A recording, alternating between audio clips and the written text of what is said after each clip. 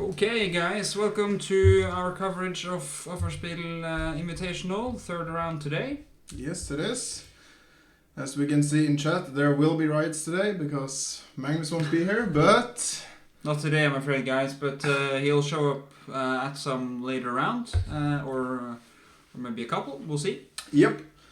But instead you have the eminent Joachim Nilsen. Correct. And the CEO of Offerspill Chess Club, Jon Christian Hov. I don't know if we actually use CEO title or anything. We'll do that today. We'll do that today, sure. alright. Sure.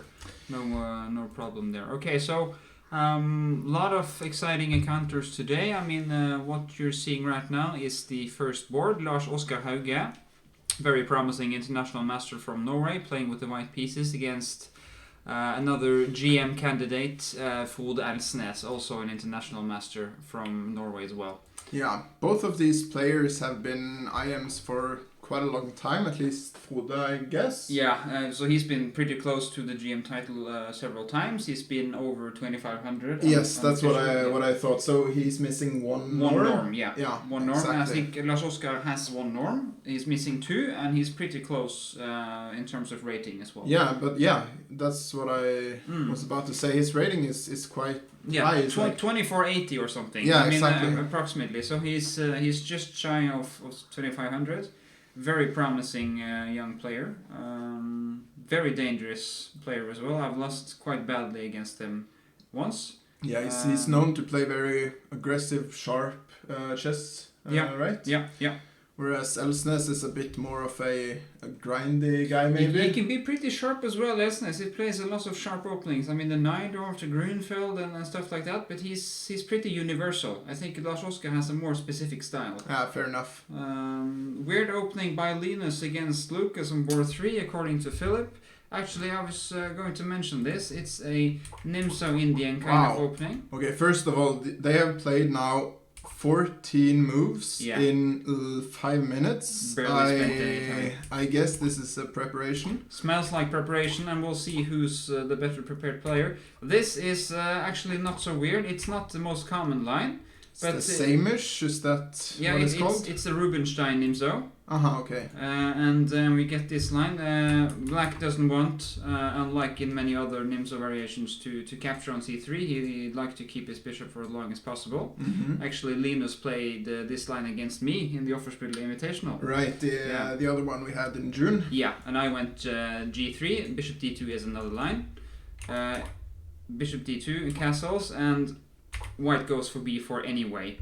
Involves an exchange sacrifice. This has been mentioned in a video series by Grandmaster Nicholas Huschenbeth, I think, on Chess 24. Right. With quite some exciting variations. I think his conclusion was unclear or equal play, but definitely room for improvement, I'm sure, because that video series is a few years old.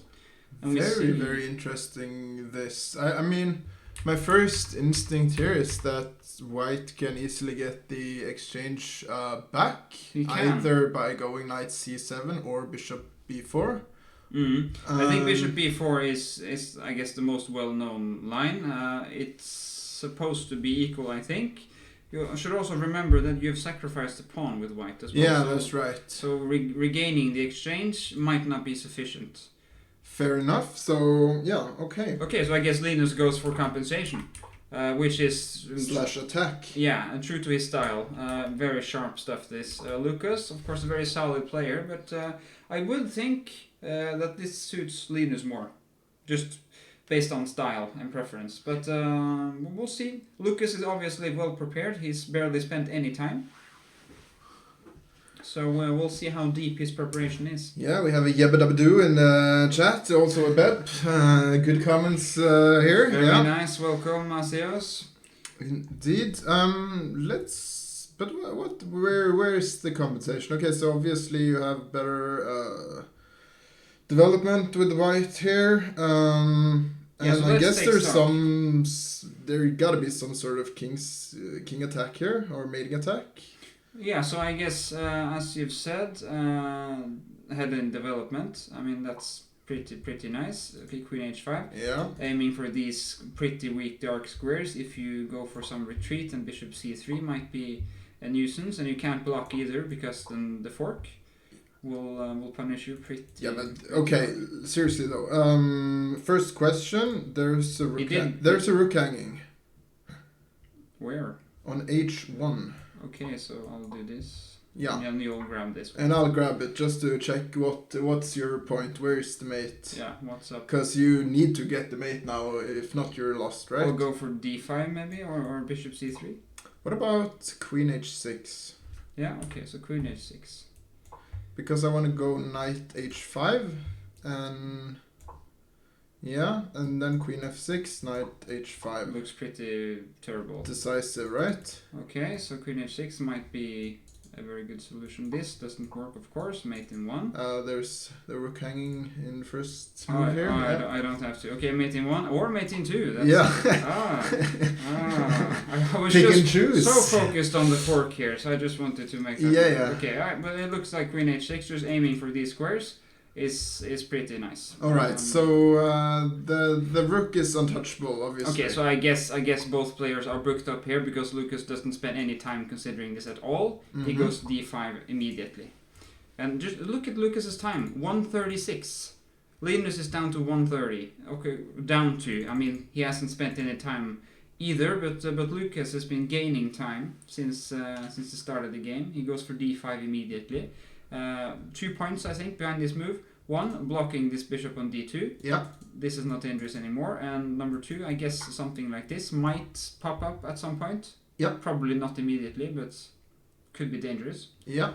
And also covering the rook with the queen on a3, right? So yes, in case of my queen h6, it does still does. But yeah, but d5 is a good multi-purpose move. I think just getting your pieces out. But I think we can agree that if we were playing this game, I mean, you with the white pieces, me with the black pieces, without knowing any theory, it would be pretty time-consuming stuff. I mean, it's complicated for sure. This is super complicated. I have seriously no idea what's going on. I think.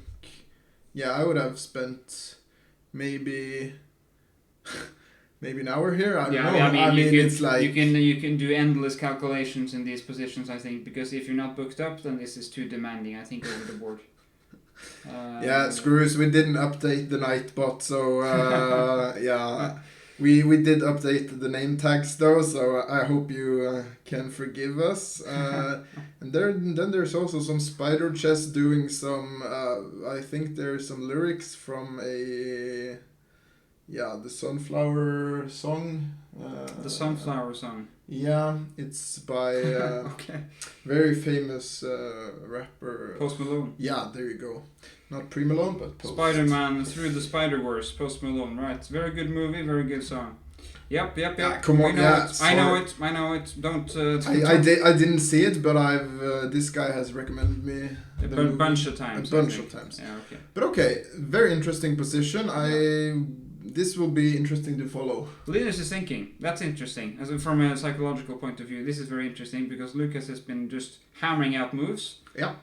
Linus, with the white pieces, went for a very sharp line. He's now thinking. Very important decision coming up, I think, from Linus. Yeah. It's like, I really want to check the computer / the opening book here, but we can check the opening book. Let's check the opening book if this is played before. This is new stuff. This is actually new stuff. Yeah, hi Howard. Welcome to the chat. I'd like to see board 6. Rune Djurus against L. Nilsen. Yes. Rune Djurus, ferocious attacking player, very very sharp player. I have to ask you, did you see his game? Yes, I did, and I thought, okay, this is winning, fine, I'll watch some other game. Yeah. And then it was drawn somehow. I'm not sure how he managed to do that. I think it was, I checked briefly with the computer, because, I was lazy. -8 or -9. Yeah. But I think that's happened with Rune before in the Offerspill Invitational in June as well. I mean, he could be against André Gjestemon von Hirsch in the last round. I think he was completely winning. Somehow messed it up. Okay, so he's a very good player, very sharp player. Always goes for the win, but he can make some for mistakes. the advanced here. He does make mistakes, Rune, sometimes.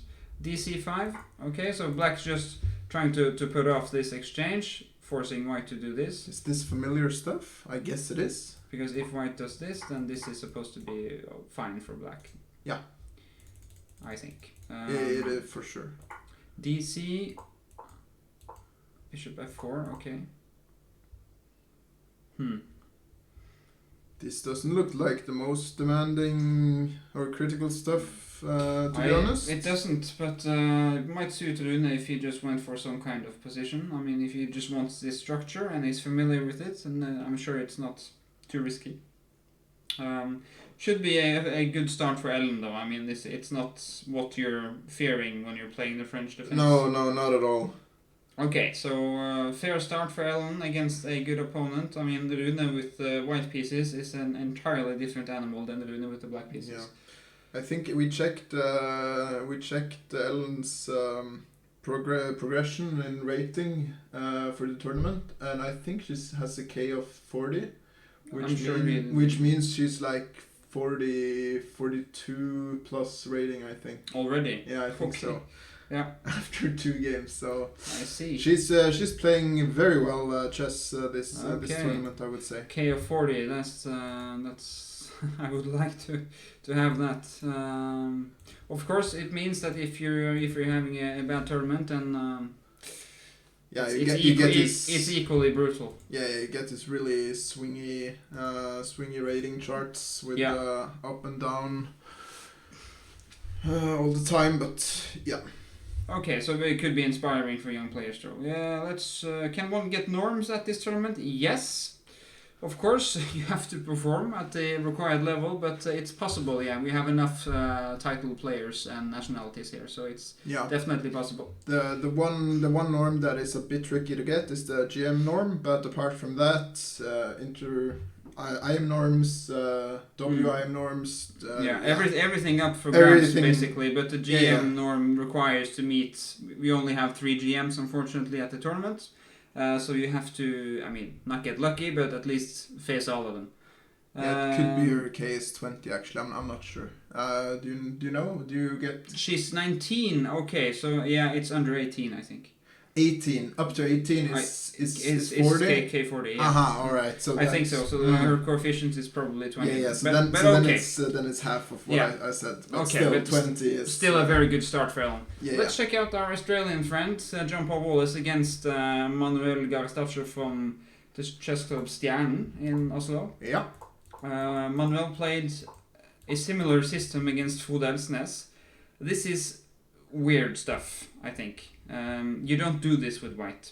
Why would you exchange here and get this kind of cards-bad structure with your bishop on c1? This is a very common position to have if your bishop is on g5. Yeah, right.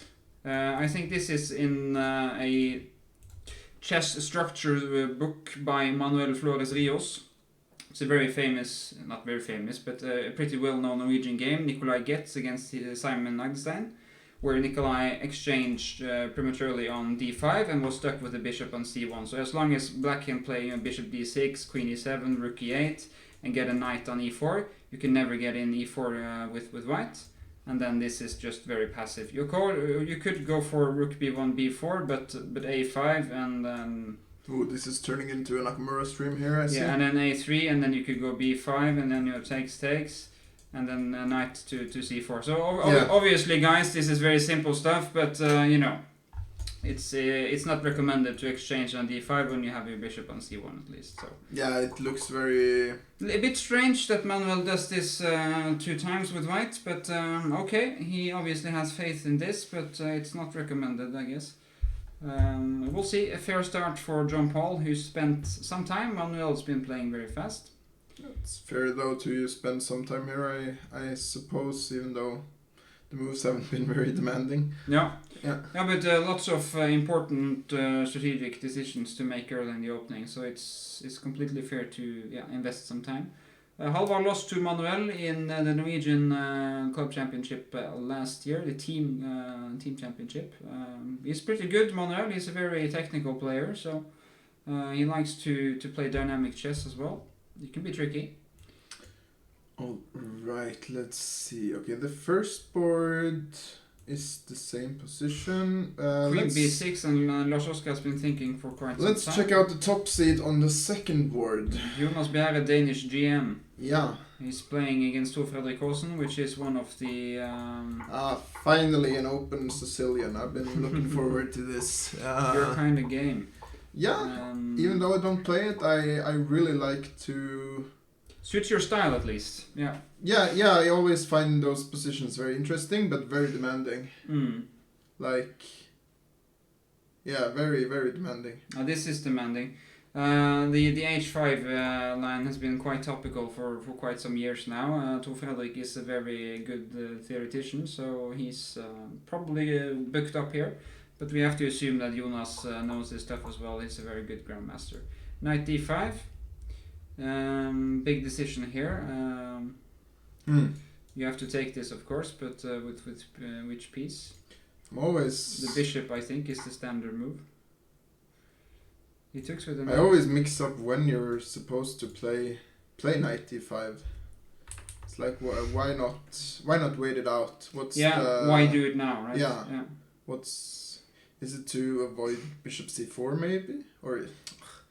Probably not, because an exchange of these would probably just increase white's control over d5. Exactly. So that's, I guess, in white's favor. But I mean, these positions are quite tricky and very difficult to figure out over the board.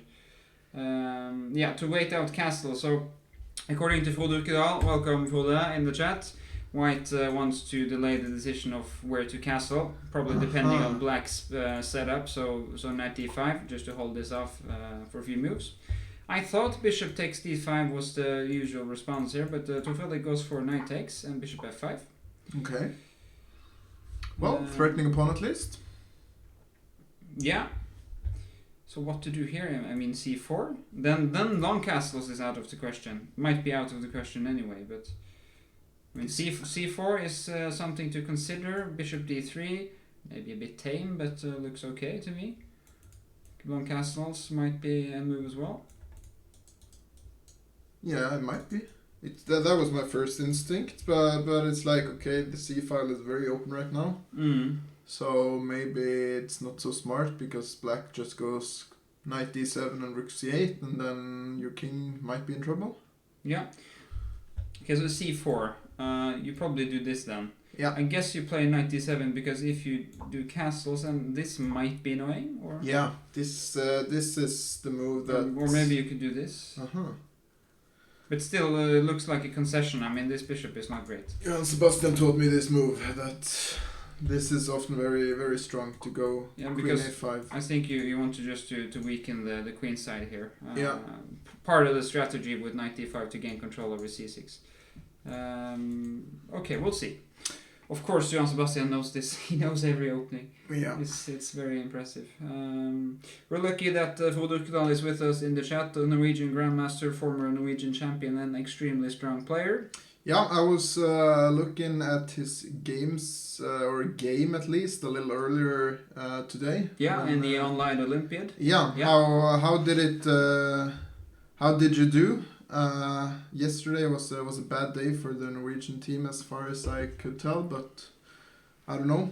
Unlucky as well though. Many winning positions for Norway yesterday, but not so easy in rapid and blitz and time controls like that. So. Yeah. But Frode did actually beat the legend that is Vasily Ivanchuk a couple of days ago. Yeah, that's pretty in a very good. tense game. Yeah, so that was really impressive, Frode. Not the first time Frode beats a super grandmaster from Ukraine. I think he's beaten Elyanov before. Is that correct, Frode? In the Olympiad? I'm not sure. Maybe that was Jon Ludvig actually in the exchange Roy Lopez. I'm not sure, but anyways, Jonas went for c4, which is, I guess, a normal move. We're expecting some knight d7 move here from Tor Fredrik, but he's thinking a bit about this. We'll see where it goes. We could check out board 5, Lara against Norman. Yeah. Aha, we know this, or at least you know this. I know this quite well. Did you prepare with Norman yesterday? We were at the same bar actually, but Jon Christian Holm now second for Norman Miesi. but no, I did not. All right, so the Budapest from the Grandmaster. But that being said, I played against Lara yesterday, right? and I did play e5, but I went for the Fajarowitz. You went for the Fajarowitz. Knight e4 instead. Which is also tricky. Thanks, Hava, for the correction. It was indeed the second time Frode beat Ivanchuk in the Olympics, so it was not Ilyanov. Yes, he's probably quite scared of you now, Frode. If he wasn't before, then I'm sure he is now. Yeah. So Norwegian Grandmasters often do well against Ukrainian Grandmasters for some reason. It's a very good track record to have that, Frode. Bishop c5, threatening all sorts of havoc. Yeah, so I really like this line for black. But could you do something else than knight f3? Yeah. I mean bishop f4. There are very many ways to play against Is this this. some line? Nah, it's not really. Yeah, it's somewhat off a line, but it's very Risky, It's of course. it's very risky. I mean, bishop f4 is the main line, And then and maybe then check. you have knight c6, knight f3, bishop b4, knight d2, and yeah. White gets a very comfortable position. It's, I think this is the recommended setup for yeah, white. yeah. Many I mean, many you can play many Yeah. sort of ways. I mean, you can play. I guess that's You sort can of. play f4. That's not good, but it's a way to play. You can Yeah, play E3, knight h3. yeah, Yeah, definitely. Which is a cool option. e3 is also very playable. If you just want to position. Yeah. I mean, I guess that's part of the trick with Budapest, that white is almost spoiled for choice. It's tricky to decide which line to play. Yeah, but the thing is, in this line here, I sort of like black actually. There are some. Frode mentions that nowadays G5 line is considered to be almost lost for Yeah, black. I believe so as well. So here I expect a a5. So my classical plan here is to play a5 and do a proper rook swing. Yeah. A proper rook swing, I tell ya.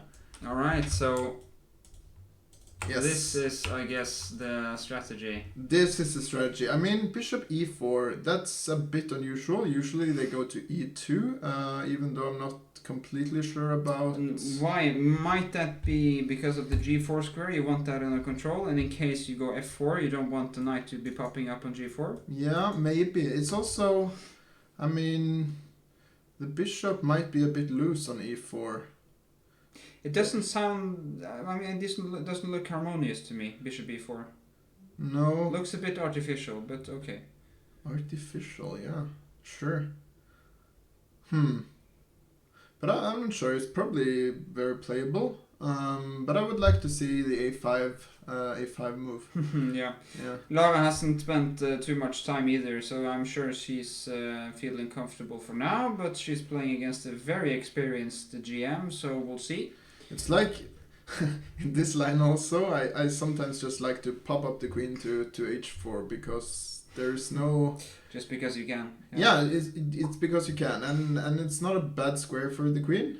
You might force some concession from white. I mean, g3 is not desirable, right? Not at all desirable.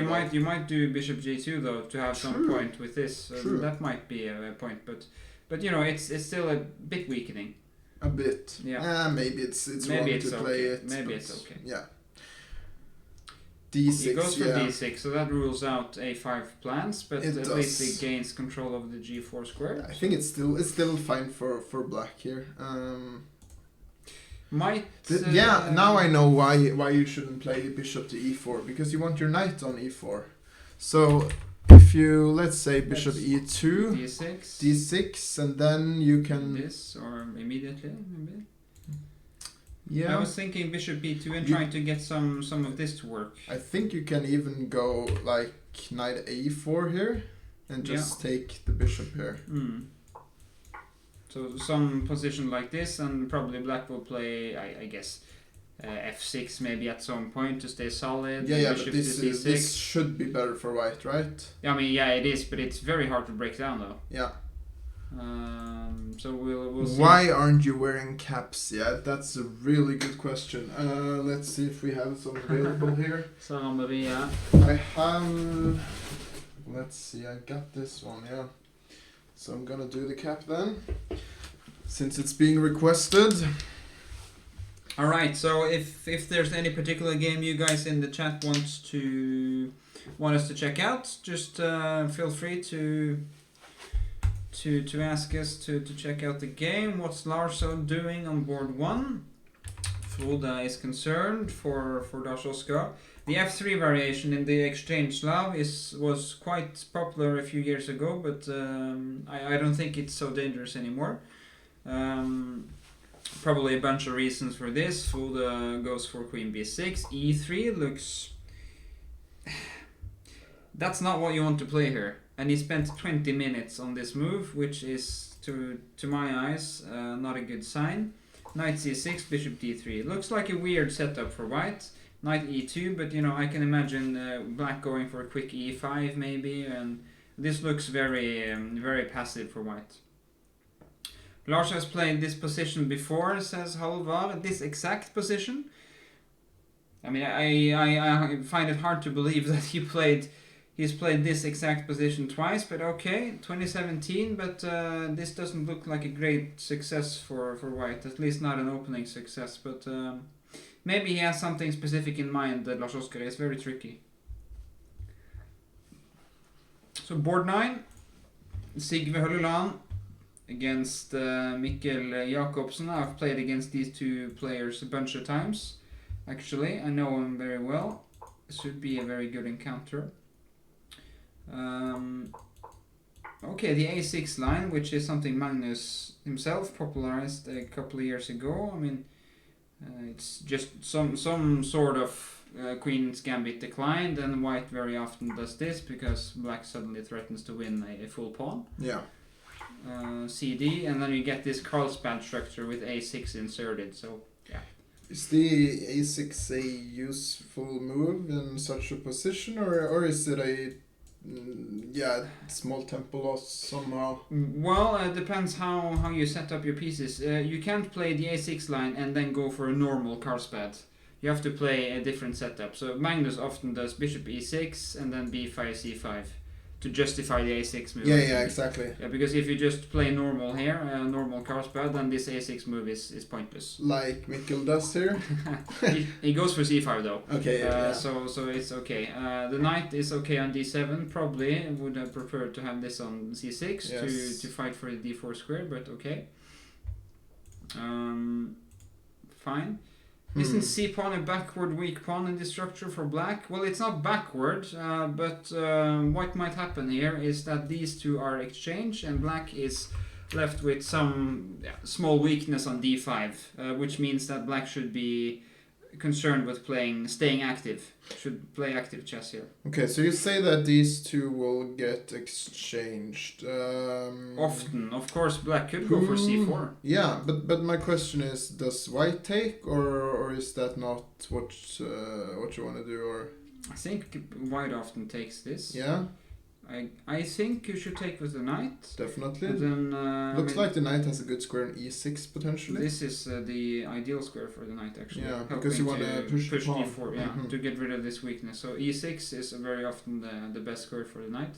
In these structures and in the Queen's Indian defense positions, often goes to A6, E7, E6. Yeah. So this is, I guess, more logical than bishop takes, because then your knight is stuck on D7. Yeah, the bishop is already on the bishop is doing fine. Yeah, it's not better on C5. The knight is. So, okay, well, interesting stuff. Big decision for Sigve here to take or not to take. That's the question. If you let's say you just castle, do black play C4 then, or is that nonsense? Well, you could, and then bishop F5, I guess. Yeah. B5 or. Yeah. I guess the usual counter against these stuff is E4 or maybe some knight E5 move. Right. I guess knight E5 makes sense. Yeah, that looks... Hoping to open up and put a rook on the D file to pressure. Yeah. Maybe it takes either way. Bishop b7. I was thinking takes knight h5 maybe. I mean, I'm not so worried about exchanging the light squared bishop at least. Yeah, maybe the structure is just I'll do this. really This bad. is lost though, right? Yeah, this is just lost. I agree. Could do this though. Oh. And suddenly d3 is coming. Yeah, d3 is coming. How's this? f5. I'm not sure I believe in white's chances here, but I mean this looks Ugly. could get quite comfortable for black. Anyway, h4. Siva goes for h4. Yeah, that was not on our radar, but my prediction comes to life here. I was hoping this would be a good game, and h4 in move 11. Looks very very interesting. I'm not sure what the point is, but maybe he wants to go for some knight g5 move, just to toy with some knight takes d5 ideas and stuff. It looks very coffee house to me, but Kanske slå. Can't take, or maybe you even can take. Maybe you can take, but probably we'll see. Yeah, well, okay.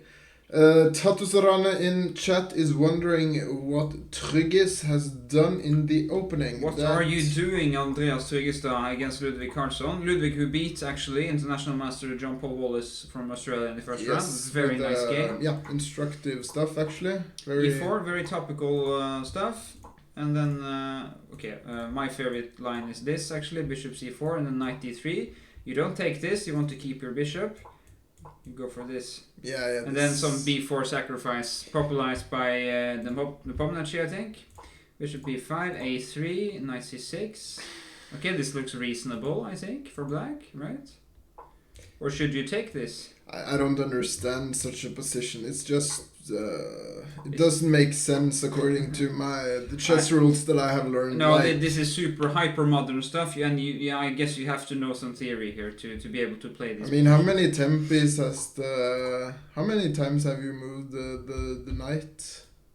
1, come on, 2, 3, 4. Yeah. 4 out and of 1 bishop, and the knight is stuck on b8. Yeah, I don't know. It looks very strange to me, but it is strange. d4 takes e6.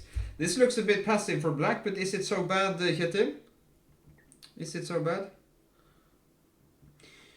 Rumor has it that Magnus will stop by today, according to Mrs. Pushin. Yeah, those rumors are. Is it fake news? It's probably fake news, or they're not confirmed whatsoever.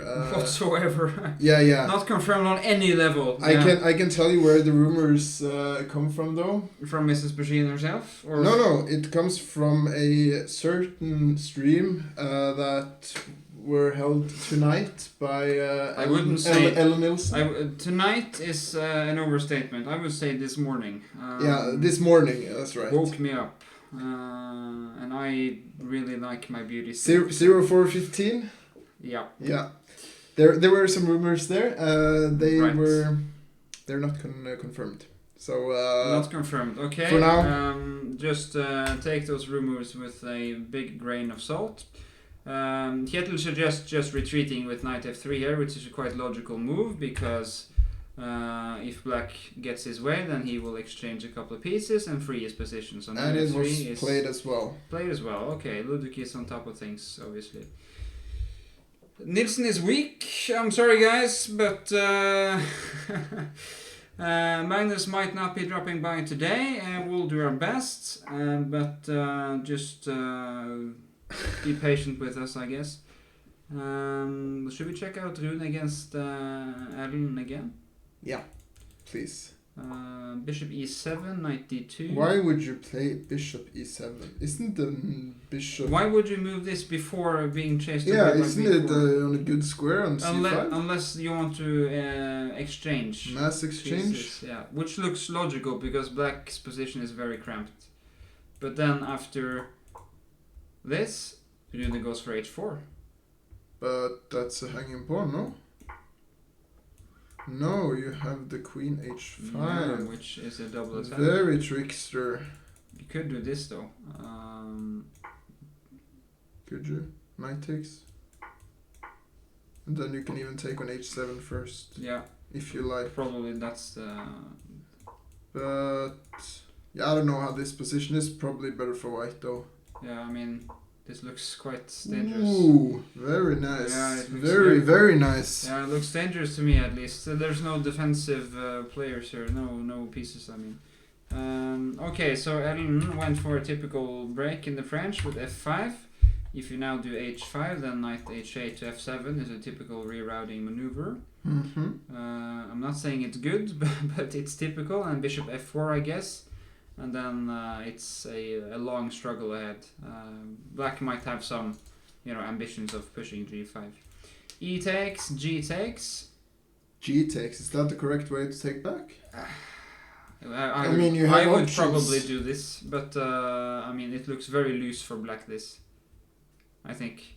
Yeah, These pawns, the c4 break might turn up at any point. You could take this on g6. I mean, I'm not a big fan here of Ellen's position, but we'll see. She's spent some time as well, down to 112. Of course, not a big issue, but it tells us a small story about her thought process here. She might not be too satisfied. Rune is playing fast as always, true to his style. I guess h5 is incoming, but maybe just... h5 is always incoming with Rune. Maybe knight e5 then. Maybe c4. Maybe c4. Maybe d4 is good then. Just trying to block everything. But I mean, I don't like this because e5 might be weak, this center. We'll see. Depending on Ellen's e5 push, I think, this position. Alright. Any particular game you'd like to check out, Christian? Let's see. Linus Lucas. Yeah, definitely. Okay, so we left the game around here at d5. Around there. Yeah, okay. Precisely here, actually. Yeah, exactly. 136, 131, and then CD. Yeah. From Linus, who spent quite some time. Yeah. Yeah, so he spent, I guess, almost 20 minutes on this move. And then Lucas hammers out bishop a6, which was my suggestion. I didn't really make it as far as calculating the variations here, but it looks logical. Trying to free your position, and if you have to sacrifice a pawn on two, that's fine, because you have an exchange up. Probably still preparation from Lucas, yeah, probably. And if it's preparation, then he's been a very good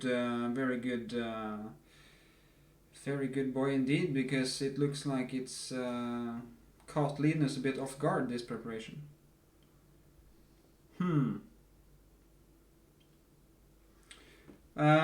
Sure, we can have a look at board 2. Okay, I'm trying to make sense of this. So, what is happening here?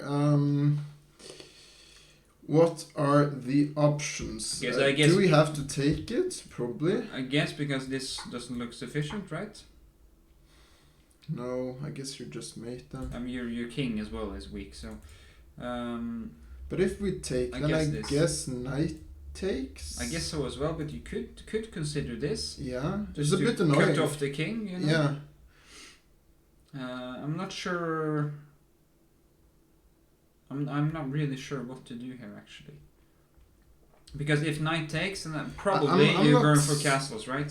Yeah, you think? I think so. But I feel like white is really short on time here to make something out of the position to just not simply be lost. White needs to hurry up. Yeah. Right. He's in a big hurry here to create something. This guy needs to join the party somehow. Just imagine getting this bishop around here would be fantastic. It doesn't look so easy though to achieve for Linus, I'm afraid. Linus who is hunting his final GM norm, I believe it is. I think he has 2 GM norms already. He has checked off the rating requirement of 2500, at least unofficially. Lucas, on the other hand, is chasing a new IM norm. We'll see. It's a very important game for both players. So very cool that we get so many tough encounters and important games already in round 3. That's very nice. We'll see how this goes, but at least the pressure is on Linus right now, who's thinking. Lucas still in preparation, so Linus knows that, okay, my opening has not been a great success, and I'm playing against the computer right now because Lucas is just hammering out his own preparation. But it's so weird to me that he has prepared all this, especially when this has never been played before. Yeah, the line with Bishop D2 is quite well known, and the sacrifice here. But if you check the opening book here, I mean, so this has been played some time, yeah. And then Queen H5 also been played. Yeah. And now D5 is a new move. D5 is the new move. Okay, so probably Lucas did his home preparation here, and we also saw that Linus thought after D5, right? Yes, for quite some time. They were, equally matched in speed here. Yeah, then I see. So probably Lucas was the better prepared player, but I think this all stems from some video series on Chess24. At least that's when this line really got popular a couple of years ago. Johannes Krischler has been playing this with both white and black. Yeah. Actually.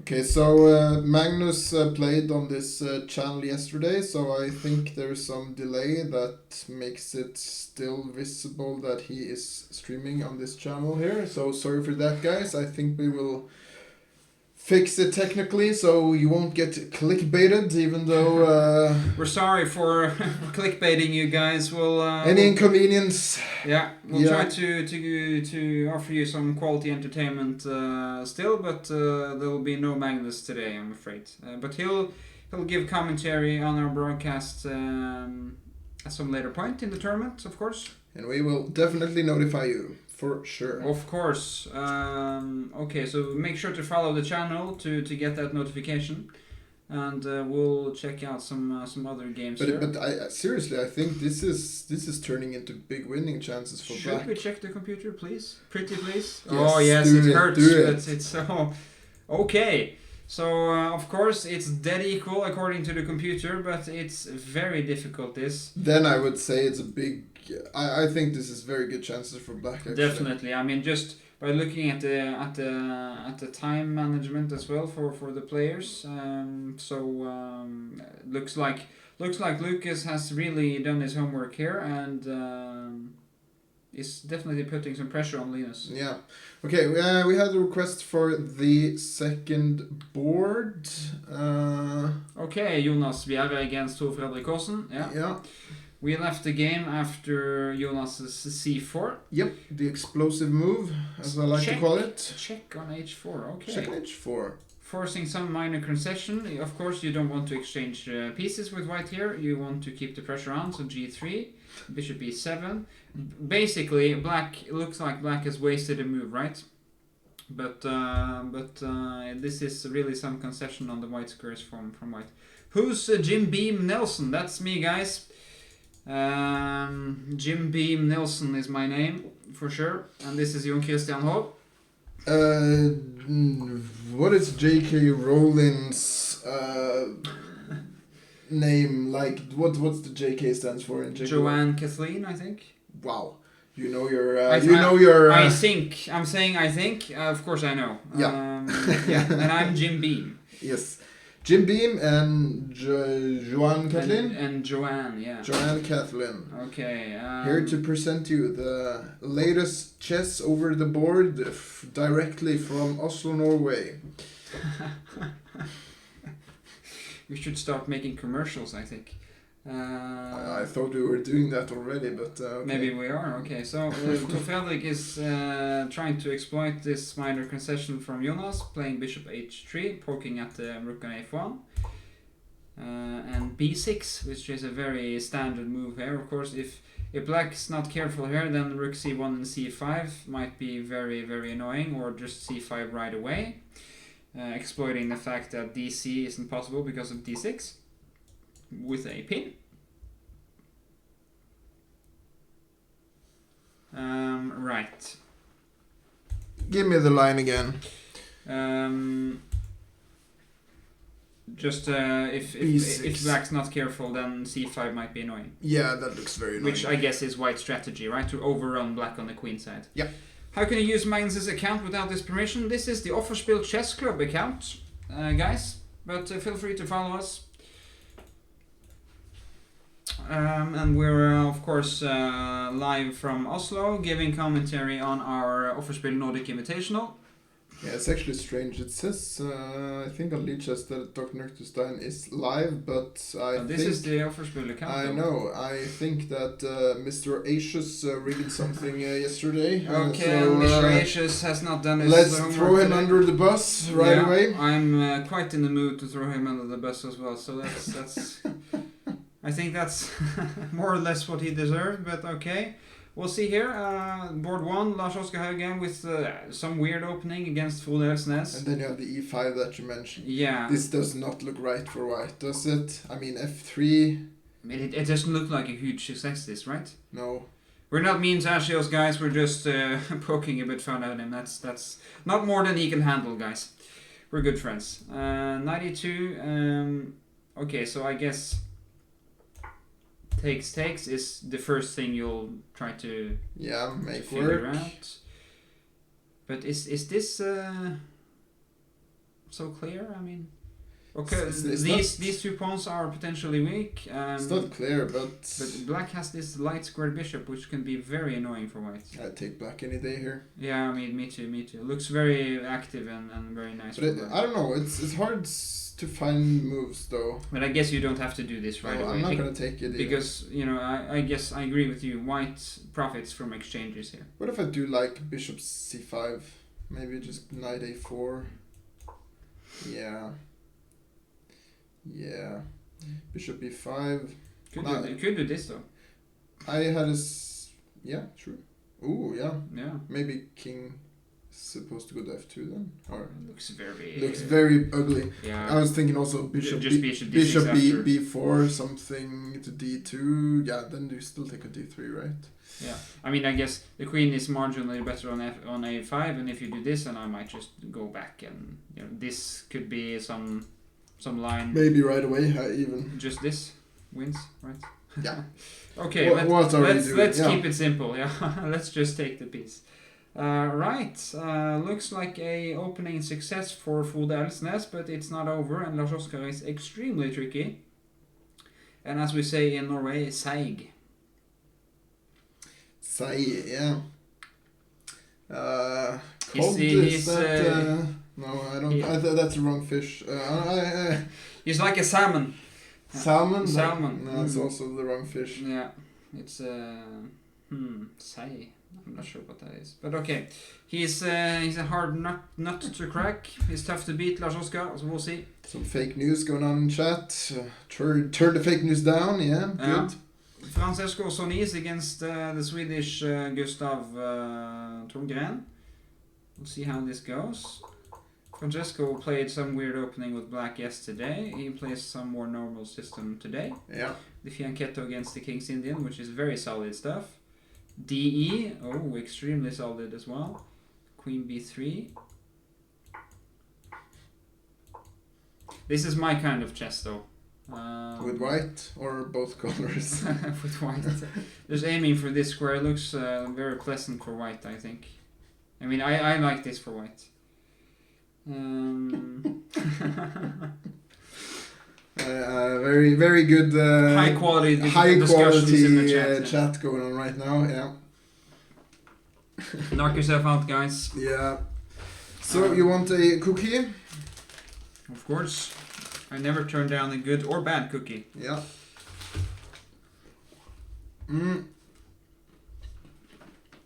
Bishop e3. Okay, so I guess this is the follow-up. Yeah, this is not my kind of chess at all. But kind of chess. I mean, this looks just good for white, right?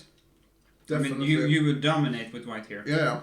It looks very ugly. Very active and nice. Ugly for black. Yeah, I agree. There's so many squares to exploit here for white, and black has no development.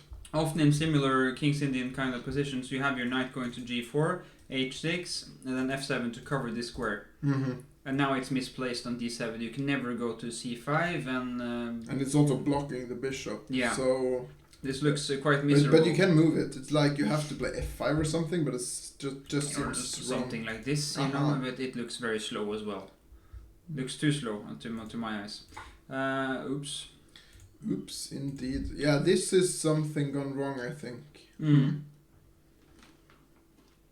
This is definitely something gone wrong. Okay, so let's check out Lucas's game because we have gotten some updates. Ooh, alright, so takes... Lucas still hammering out moves. Wow, this is sharp play from him.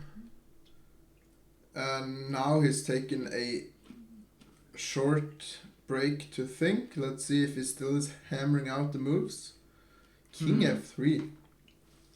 What is going on here?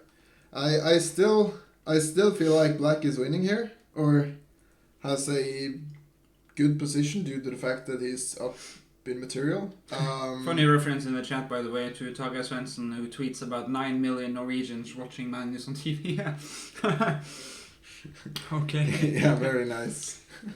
If there were 9 million Norwegians, I'm sure they all would watch Magnus. So I guess I could argue in some way that there are, well, at least Norwegian descendants. There are more Norwegian descendants in the US than there are in Norway. Yeah.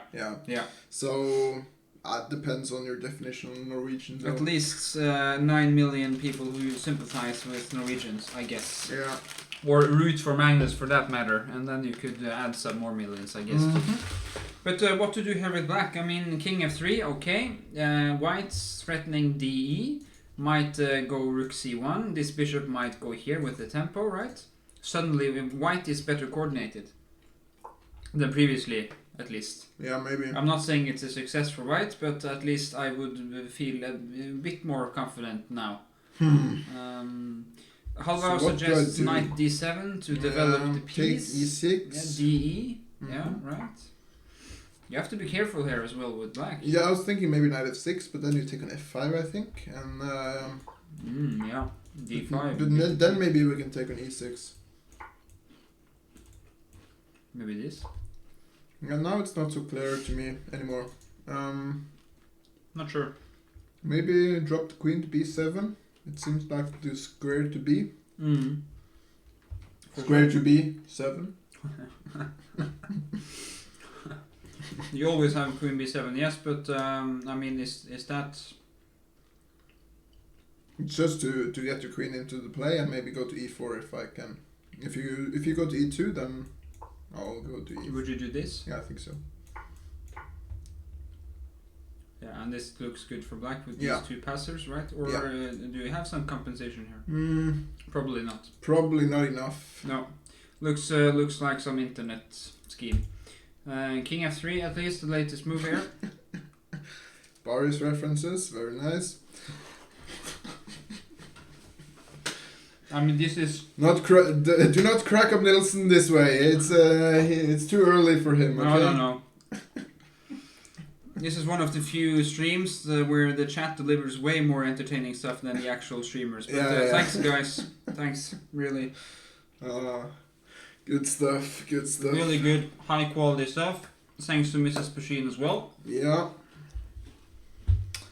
There's a small peek at the computer. Still, a computer says this is dead equal, which is a bit surprising to me. I feel like this is one of the positions where Stockfish says 0-0-0, but like... Might change her mind after a couple of months. Yeah, but where Lila 0 says like this is one for black or something. I don't agree, according to Lila, yeah. Yeah.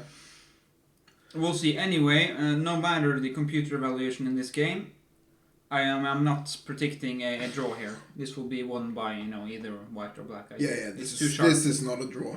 Not at all. It might be equal at the moment, but it's for sure not dead draw or anything. Good point made by Halvard in chat as well. He's surprised that if Lucas has prepared this so far, I mean he hammered out these moves as well. Didn't he look at king f3? It's the only option, right? Because or queen king e1. Yeah, you may play king e1, but this is not a real option, I guess. looks passive. Yeah, King E1. The knight is where it needs to be. So King F3 is the most ambitious move, and we'll see if he has something up his sleeve here against this move. Yeah. Okay. Question in chat: what is going on in Sigve and Mikkel's game? That's a good question. We left the game after H4 by Sigve. Yeah. He didn't spend more than 3 or 4 minutes on that move, which is okay. Fun to see. Sigve, full of confidence, obviously, going for the kill right away. Queen A5. Looks like a decent move. Maybe planning knight E4 maybe, exploiting this pin. Yeah. G4, nevertheless, going for the for the kingside attack. This seems a little premature to me. Yeah, I mean, I would have preferred to castle at least queenside first. And then what's the point of H4 if you are going to sacrifice the pawn anyway? I mean, then you play G4 first. Yeah, well, yeah. Right? Much more logical. Mm-hmm. Because now, if you're going to sacrifice this, what's the point of H4? Knight D2, which looks a very slow follow-up. Again, after spending a couple of minutes thinking. Yeah, I don't understand this. I don't buy this completely, Sigve, but we'll see. Let's see. I have to get really creative with white here. But, you always do, though, so it's usually it just comes to me, you know. Should have the substitution option in some of these games. Lots of cooler positions. Should be able to just substitute in Jon Christian in a couple of those positions and then just wreak havoc. Yeah. Because you would do well with white here, I think. C4. C4, okay. I would probably play something like this. Maybe you could insert the check as well, but I think it's favorable to have this in the G file. Yeah, agreed. So, bishop f5. Yeah, and then knight df6. Yeah, should watch out though, might get trapped. Oh. Little tricks here, mister. But, and if this, then rook G1. Yeah, maybe it's not that simple, I don't know. Maybe Sigve isn't dead yet. Here's the link, guys, in the chat. We are doing commentary on the third round of the Offerspill Nordic Invitational, and you can follow all the games on Leech's broadcast function. While, of course, watching us provide high quality analysis and entertainment, infotainment, I think it's called. Infotainment, yeah, there you go. That's like Brille, right? Yeah, that's like the Norwegian program Brille. Yeah, yes. Right. Yes. Or glasses, yes. Glasses, yes. Okay. Our references are very narrow and... extremely narrow, and if you don't get it, then that's probably for the best, yeah. Yeah, that's for the better. Alright, so... Yeah, C4, interesting position still. This will not be a draw either. No, I can't imagine.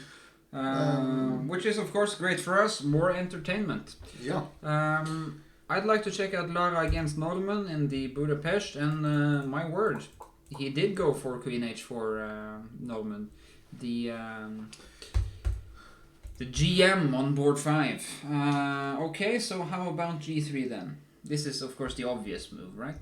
Yeah, it is. Chasing the queen. Where do you go? Queen H5, probably the best. Yeah. I'm going for this. Of course, white wants to regroup with bishop G2 and stuff, but knight D4. But this looks very slow with G3 inserted, I think, because now there's all sorts of stuff happening. F4, and this looks very loose, doesn't it? Yeah, it does. I mean, the thing is, you really want your bishop at B2. Yeah. To create some counterplay in the long diagonal, but you want this setup. You right? need to keep it on yeah. Yeah. Now you need to keep an eye on E3.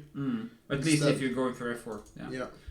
So there are a couple of strategies for white here. This is one very nice attacking setup. Number 2 is going for the bishop pair and then pushing F4. I think it's the two main strategies. G3 is probably not advisable. Tempting, but it's weakening as well. So you have to make sure that this is okay. Yeah, but it's very committal. What are you gonna do then? It's like you want to do bishop b2, right? But. But. Yeah, but let's say I do the monkey attack, exactly. And then drop it somewhere, let's say f6. Yeah, let's go to f3 then. And then I would start to really calculate if I can take on h3 somehow or play rook or e5. do this, yeah. I would also consider somehow taking on e3 here. I'm not sure if it's sound, but it might be. Looks a bit too much to me, but maybe it's possible. Which piece? Knight, the knight? The knight, yeah. Okay, so I'll take. And let's take once more. I mean, probably I'll go for this, right?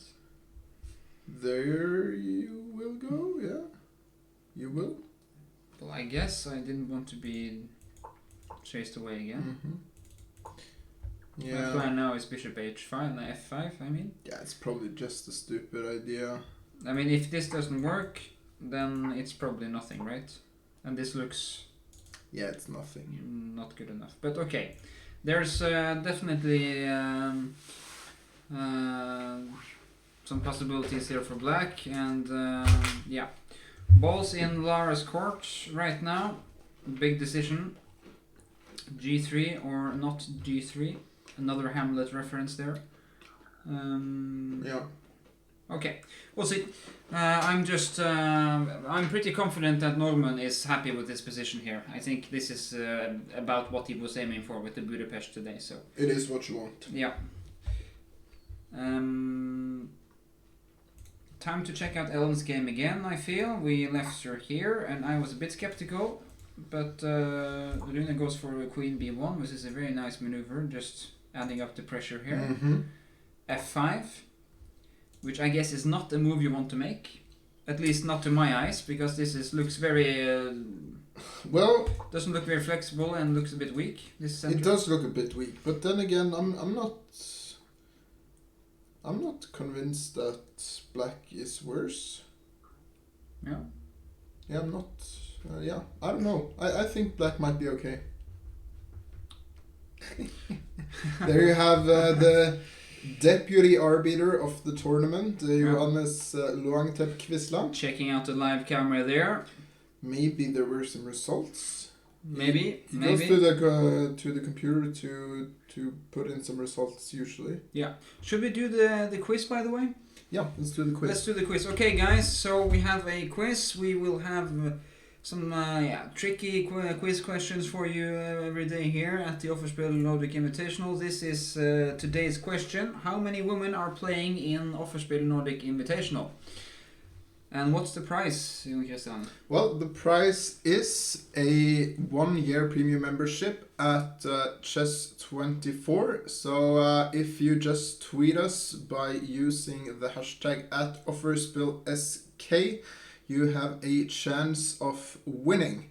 We will draw a random winner out of the people who have the correct answer on Twitter. So we will announce the winner tomorrow. Yeah, and it's a 1-year subscription at Chess24 with lots of good content from Magnus. Yeah, and what's the face value of this this price here? Do you know? It's priceless. So many lessons. And well, it's actually, is it for free usually? Yeah, I'm not sure. But because it's priceless. It's priceless. I'm not sure. Yeah. It's difficult to put a price on knowledge, guys. So I don't know. I think it's around 200 euros or something. So it's for a full year. Yeah, it's quite a good price.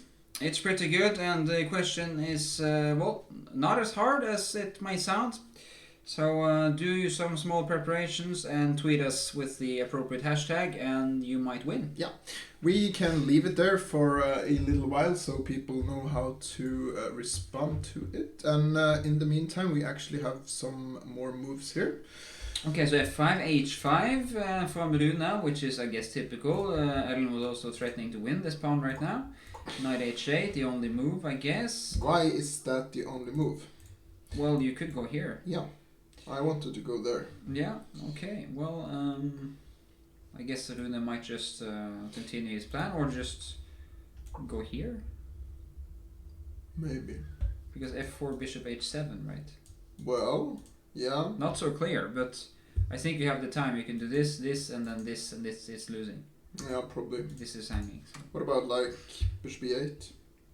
Yeah, typical French, typical French kind of move. Because you really don't want to go h6. No, really no, because this is a very nice square to control. Yeah. I'm not sure about this. Suddenly, this queen is misplaced on b1 thanks to the closing of the diagonal. Not sure what to do here. You could, of course, go rook e1 then, and start pressuring e6. But I think this is just a free pawn actually, because you have rook takes e6. Not so easy. This. Not so easy. So I'm not sure what Rune would have done here. What was his plan here? I guess then again, knight h8 isn't that horrific. I mean, the knight will have a good square on f7. But yeah, but this is not stupid. But probably rook e1 is better then. Just to stop bishop e8, right? Yeah. Yeah, the knight doesn't look too good on h4, guys, but you can probably do well with some exchanges here with black. You're a bit cramped, so maybe this is a good strategy. Yeah, maybe take and, I don't know, bishop f6 or something. But this is starting to look very comfortable for white. Yeah, it does. If you manage to clamp down on this square, I mean, yeah. Because this is very not... It's not flexible, this pawn structure, I guess. I would have preferred to have gone e5 earlier, but maybe it didn't work. This is the position. Again, eyeing this pawn, which looks, very promising. It looks hard to defend, no? Looks impossible, right? And you don't want to do this because this is still trouble. Okay, so Rune must have planned for this though. Yeah, let's cheat. Let's cheat. I actually want to know the evaluation here. Okay, so I was thinking c4, but how about knight b4 then? Okay, so this is not good enough. Okay, this looks good for white, I agree, but c4 and queen h5 is fine for black. But again, this looks very loose though. I mean, it's very loose. There's compensation, but white needs to be very precise. Knight e5 is okay, a very obvious move though. Some exchanges, knight gets back into the game. Computer suggests queen d1, which I can tell you right away, Rune won't play that. No, he will not. That's not a winning attempt at all. Okay, some small compensation for white here, I guess, but Alan might be on her way to something. But it's a very difficult position. Knight d4 doesn't that win or give a better position? Knight d4 now, you mean, spider chess? Because this pawn is still hanging, so you could do this and still drop. I think it was in one of our analysis. variants. Okay, but, yeah. Okay. It was that position, so okay. Give up the pawn, yeah, and try to clamp down on this square, but it's still a pawn though. And knight g6, f4. Yeah. Doesn't look like a huge success for white because it's so difficult to increase the pressure on e6. Looks like a good winning attempt for black. Rune went knight e5, which was an okay move, but it's still fine for black if you just take it and go for the pawn grabbing attempt.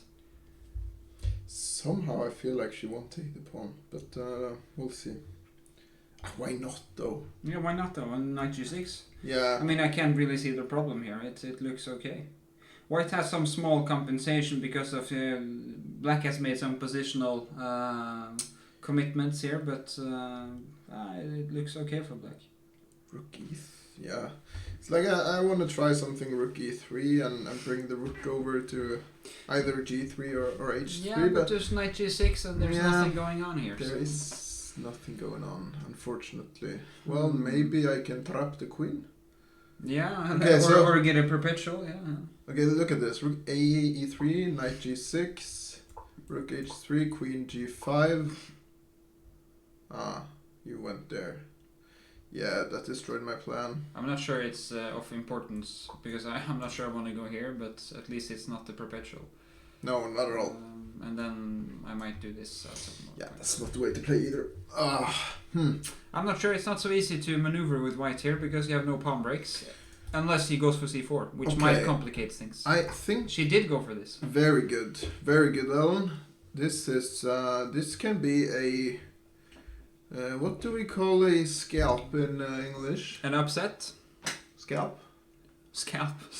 I think you're quoting Inglourious Basterds now, right? But it's Do they say scalp there? scalping, I think so. Uh-huh. But that's something else entirely. But I think this is... It's a sort of a barbaric way to put it, but in Norwegian we call it a GM scalp, right? I don't think this is losing for white, Spider Chess, but there's some compensation. But I believe in black's chances here for sure, even though white has some compensation because of the c4 break. But we'll see. I think there is one game that we have not looked at yet, which is Mats. the 7th game. Yeah, game's 7th board. Yeah, Mats Westby Ellingsen, very strong theoretician against Conor O'Donnell from Ireland. The French defense again. Yeah. And the classical This Steinitz. is thick theory. Yep, really heavy stuff. Oh, it's the grabber. It's a grabber. Yeah, this was also played by Simon Eidestein in the Norway chess against Very Kirchhoff. I feel like every time I look at Mats's positions, he is white and his opponent is grabbing on b2. Very often, yeah. Yeah, no, but seriously, this has happened quite a lot. Or on g2. G2? In reference to your own game, I think. Didn't you grab on g2 in the No, bag? I grabbed on b2. You grabbed on b2 as well? Yeah. Okay. I just saw he was lacking a g pawn, but okay. Yeah, I grabbed on g4 actually. g4, okay. So But also b2. I grabbed. of course you did. I grabbed everywhere. Out of character, you were the Yeah, one grabbing very the much pawns. so, and that's also why I lost, of course. But yeah. Okay, I'm sure I agree with you, Spider Chess. It's practically it can be drawn, and there are some chances, but white is not pushing. I agree with that. Good evaluation. Okay, so a6. This is quite heavy theory. You need to be booked up for sure to play this. Chasing the queen away. Booked up. That's is that a saying? Yeah. I hope so, because I've said it quite Yeah, you have. number of times now. I just started to, taste it a little bit.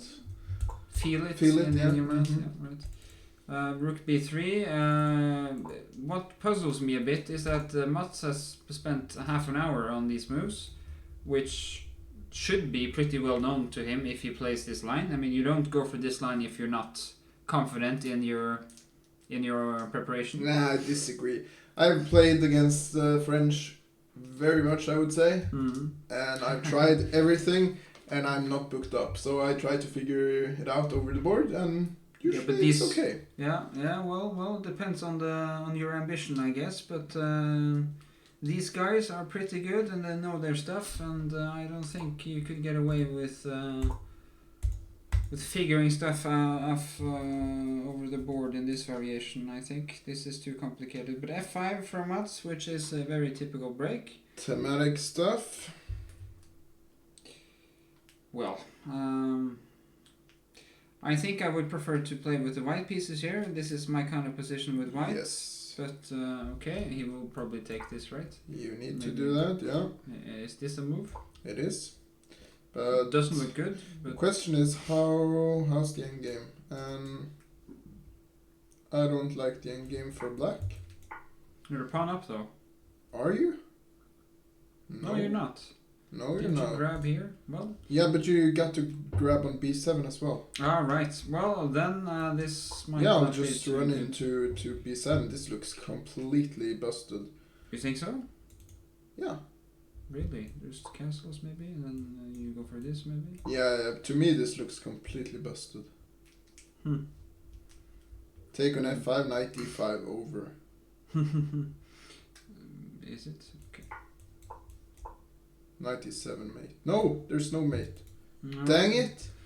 Okay, I think knight d5 loses, but I'm sure you have something here. Just this first, maybe.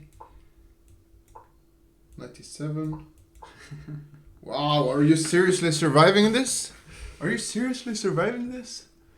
Oh, this is not allowed. Maybe take on d8 and rook d1. And claiming that you can't do anything. Which is a fair claim.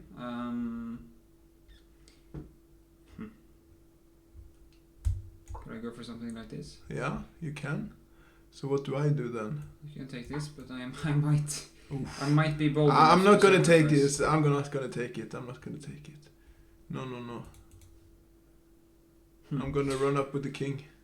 You're gonna run up with the king? Okay, Yeah, well... because why not? Yeah, looks a bit tricky this for black. I mean, you probably have to do something like this, which is not what you want.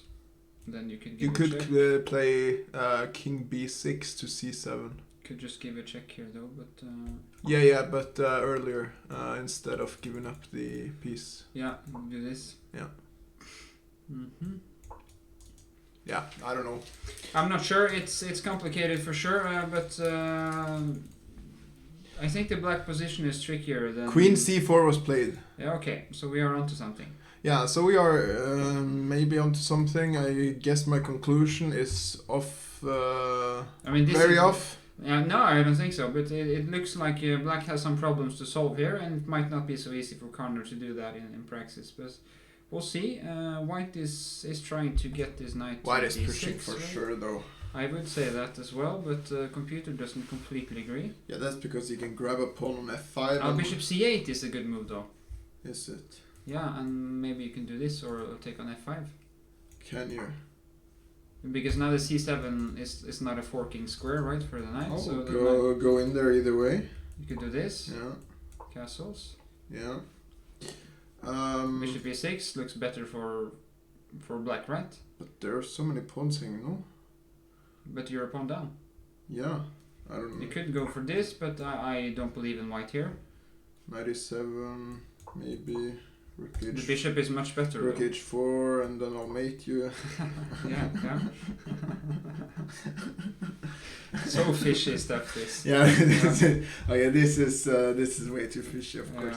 But bishop c8 is a move Connor, of course, might find, and it looks like a very good move as well. But I mean, we could go for this, but it's much sharper. I think bishop c8 is a very good solution here.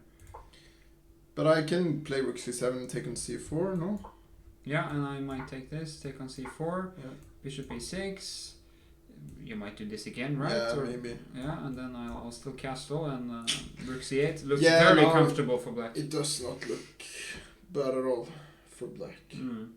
I guess this is what might happen because black has some, long-term advantage with the bishop and a very good pawn structure. Where white's pawns are lots of pawn islands, and the knight doesn't really come into the game here. There's no squares in the center to operate from. So. But after queen c4, we don't need to. No, we don't need to trade.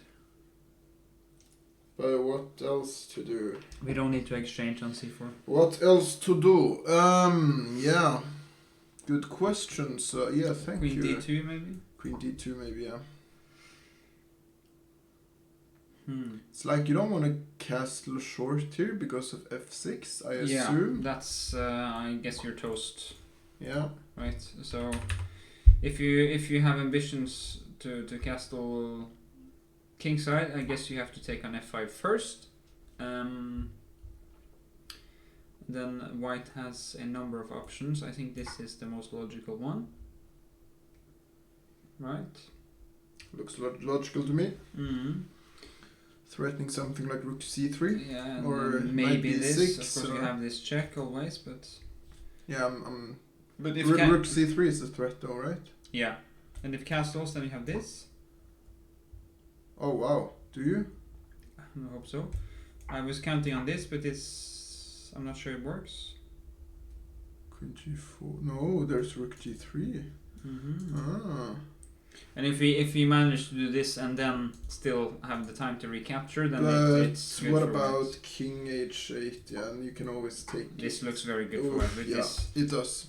Okay, I'm not with sure. the tickle. Not so sure though. Is it completely over?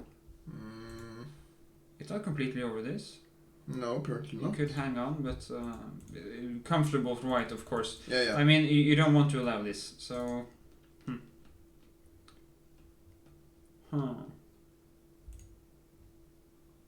Well, very interesting decision to make here for Mats Vestbjørlingsen with 55 minutes on the clock against Conor O'Donnell's an hour and 2 minutes. I would say that this is a very critical decision and a critical position. Yeah, I think white can just forget about winning this game if he exchanges queens.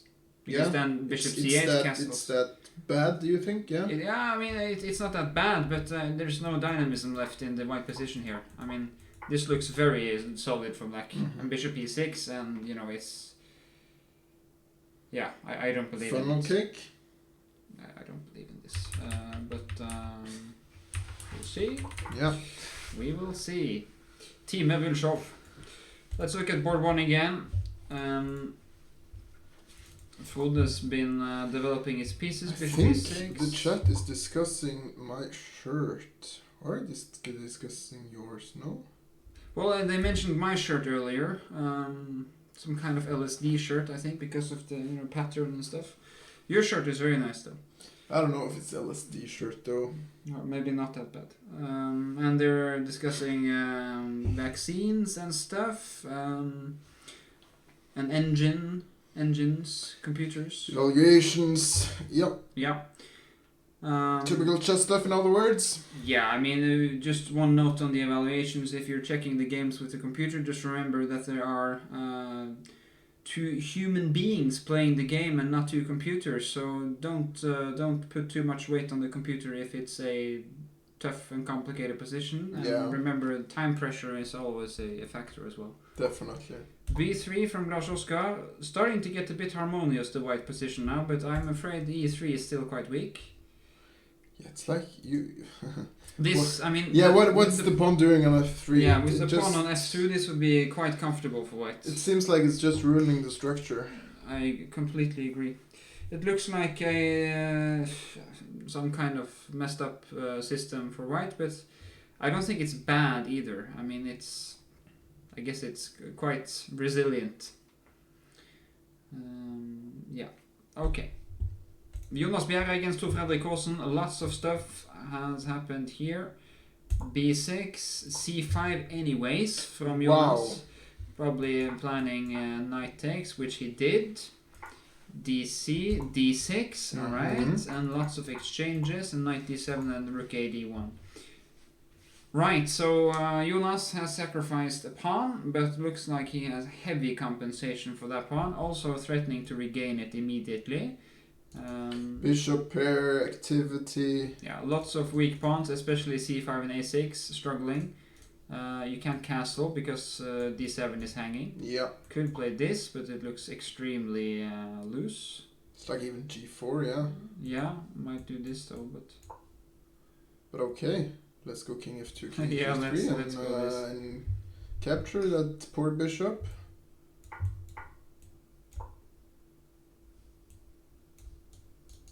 Yeah, I see what you will.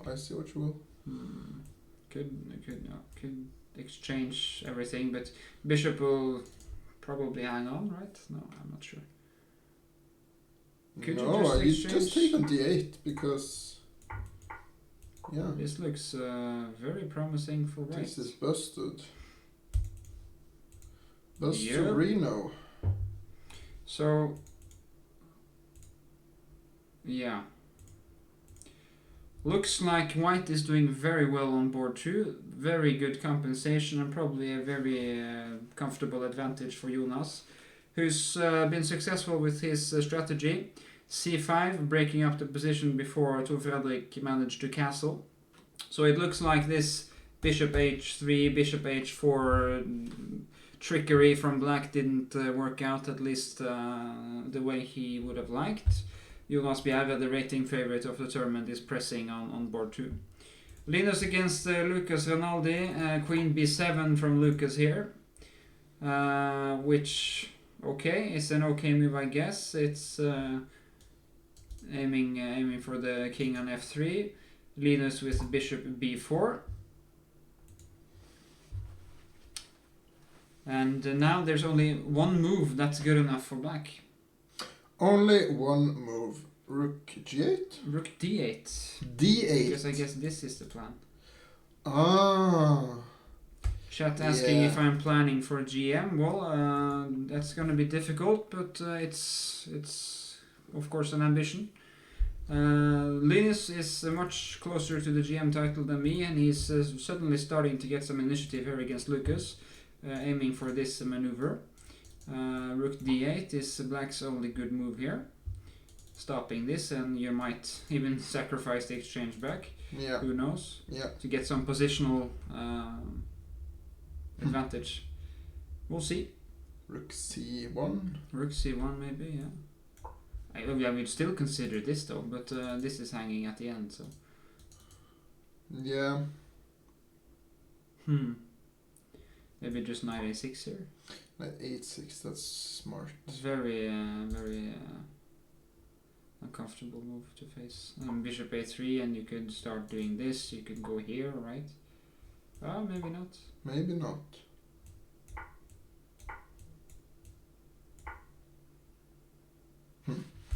Such a strange position. Yeah, but now suddenly bishop f6, and it's Merry Christmas. Yeah. Okay, so definitely complicated stuff here. Lucas has been spending a lot of time. He spent almost 20 minutes on queen b7, which tells us that he's definitely out of his preparations He's now. out of book. Yeah, Linus answered with a quick bishop b4. And suddenly I think Linus is feeling more comfortable. I think so. How about Lara against Norman? Bishop f5. She did go for bishop f5, trying to eliminate black's pressure on the light squares on the king side. Seems wrong though. But maybe it's necessary. not the most ambitious strategy from white, and maybe it's necessary to eliminate the play from especially the black queen in combination with minor pieces. Also, after exchanging these, you could go for knight e4 or knight d5. Okay, so takes. You want to take here? Yeah. Okay. I think so. And now maybe rook e6. Is that too blunt? Might be too... I sort of like it. Yeah, I mean, it's definitely in the spirit of the opening, at least. Yeah, definitely. Yeah, I don't know. I think... I mean, you could never go for g3 here. It's suicide. h3 is also weakening. Yeah. I mean, there's lots of moves white wants to make here, like knight a4, knight e4, but doesn't seem to be enough time. Yeah, to make it happen. this is good for black. Yeah. Yeah, at least in practical terms. Yeah. I would probably not be too dissatisfied with the black position here. Definitely what Norman was aiming for today. Yeah. Let's check out Jean-Paul Wallace with the black pieces against Manuel Garastaccio. Some rating difference here. Manuel 21 something, 2150 I think. That around, sounds about right. Around that, and Jean-Paul at 2350, so it's approximately 200 points separating them. Of course, white wants to break with e4, and black shouldn't allow that. Should try to clamp down on e4. But after queen e7, can you do this immediately? And suddenly this is a bit clumsy. Yeah, I think so. So black might be one move too late here. He did go for knight b6. And now b3. Which sort of tells me that Manuel hasn't really been eyeing the e4 plan at all. Yeah, this is, I don't know. It looks like a very passive system for white. It's like bishop b2, knight e2, knight e5. Is that what you want to do, or? So it could always be kicked away though. It looks very Yeah. slow, this. Bishop b4 is completely fine. Knight d2, bishop h5, just trying to gain some control on the e4 I square. feel like all of this would have been fine if the bishop was on You could take g5, this. right? But Yeah, because that would be a pretty normal position. yeah, But now white's position is lacking. I mean, it's lacking bite, right? It's very tame. a4, right. I will probably just throw out a5 immediately here because it looks so positionally desirable, getting the b4 square. yeah. Maybe now. But rook c8 is a fine move as well. a5 doesn't look too bothersome to me. Just knight d7 again. And What about bishop a3 here? Try and get rid of that really bad bishop on c1. I might just go here. Nothing happening here. So. Nothing happening there, no. And if you've pushed a5, then this is never dangerous, I guess. Yeah, let's not push But a8. you could go for this though. and try to play in the b file. Yeah, maybe. But it's very slow, and black wants to play on the king side anyways, so we'll see. Yeah, so people are predicting that Ellen will be a future woman grandmaster or grandmaster, and of course we have a lot of faith in Ellen. We do. We'll see, and we hope she can make a claim to a woman international master title norm this tournament, depending on, amongst others, her game against Rune Djurhus today. I don't think Rune ever won the Norwegian Championship. He's lost. He never did? I don't think so. I believe he lost a playoff or two against Simon Agdestein. But Did he play against Magnus also the one time? No? Not in a playoff, I think. Okay. But he's been extremely close. There were a year or two where you had more than 2 players as well, right? Where you had like 4 players. Yeah, I think Joachim Thomassen, Kjetil Ali, Espen Lee, and another, I think. Yeah. Geir Sune Tallaksen, I think. That's right. Very tough playoff, though. Lots of young, ambitious players back then, and they're still ambitious. Yeah, very interesting. That was a very interesting field of players. Yeah. But he's been I think he won the the European Junior Championship. That's right. Many years ago, beating Vladimir Kramnik with the white pieces in a miniature game. Wow. Very impressive performance by Rune, which of course tells us a bit about the man's potential on the board. Well, it's a bit early to start talking about IM Norm, to be honest. But I mean, if she keeps up the good play that she has shown in the 2 first games and so far in this game, I definitely would say that an IM Norm is not out of reach. Everything's possible, of course, but it's round 3 and it's easy to get distracted by, hopes of a norm, and it might put you off your game. Yes. I would just suggest, I've been in that position many times myself, messing up a norm, so just keep your head down, Ellen, and continue the good work, and you're well on your way at least towards a double UIM norm. Yeah. WGM is the requirement or required rating is 2,300, and then also 3 norms of 2,350. Performances, yes. So for the norms you can just add 50 in the performance, in terms of performance. The rating requirement is always 50 points less. Of course you should hope for an iron norm. That's of course the more ambitious one, but we'll see. It's definitely tougher though. Queen h5, knight f3. So what is knight f7 instead of g6? Isn't this more logical? Aiming these squares as well? Yeah, I think so. I don't. And keeping. I mean, you could have ambitions of. I didn't like so much knight f7. Yeah. What is the point though? Maybe she wants to go to either d6 or g5. Yeah, but why exchange this? Could be logical, of course, but you're a pawn up here though, so you might profit from some exchanges. Who's the highest rated player in this tournament? That is Jonas Buhl-Bjerre, Grandmaster from Denmark. He's extremely good. Bishop d4, bishop c5, takes queen c1, and now suddenly looks like Rune Djurhus has gotten some considerable compensation on the dark squares, but there's no pawn breaks available for him, and he's a pawn down still. So I would definitely prefer to be black, but in this position, white does have some very serious compensation on especially the central dark squares here. We were just we're mentioning the WIM norm saga because her rating is 2077, and I guess that's the norm she's most focused on. But remember, this is round 3, lots of games to go, so it's still too early to talk about norms for any players, I guess, right? Yes. Just keep your head down. After 5 or 6 rounds, then we can start talking. Then you can start playing tactically for a norm and stuff. But after 2 rounds, 3 rounds, it's way too early. Okay, we'll see how Sigve is doing on board 9. That was a very interesting game against Mikkel Jacobsen. He didn't go for bishop f5, Jon Christian, though. He went for a retreat to e2 with his bishop. Knight f6 looks logical. Yep. Rook g1. Yep. king h8, castles, b5, bishop f3, knight b6. Okay, very tense game. Looks like black might be the first one to draw blood here. That attack is gonna come really quickly. Yeah. We might see a decision here very, very soon. Might be ugly for Sigve if he doesn't manage to break through on the king side immediately now. Yeah, I mean, you might consider rook takes g7 here just to... Yeah, I am.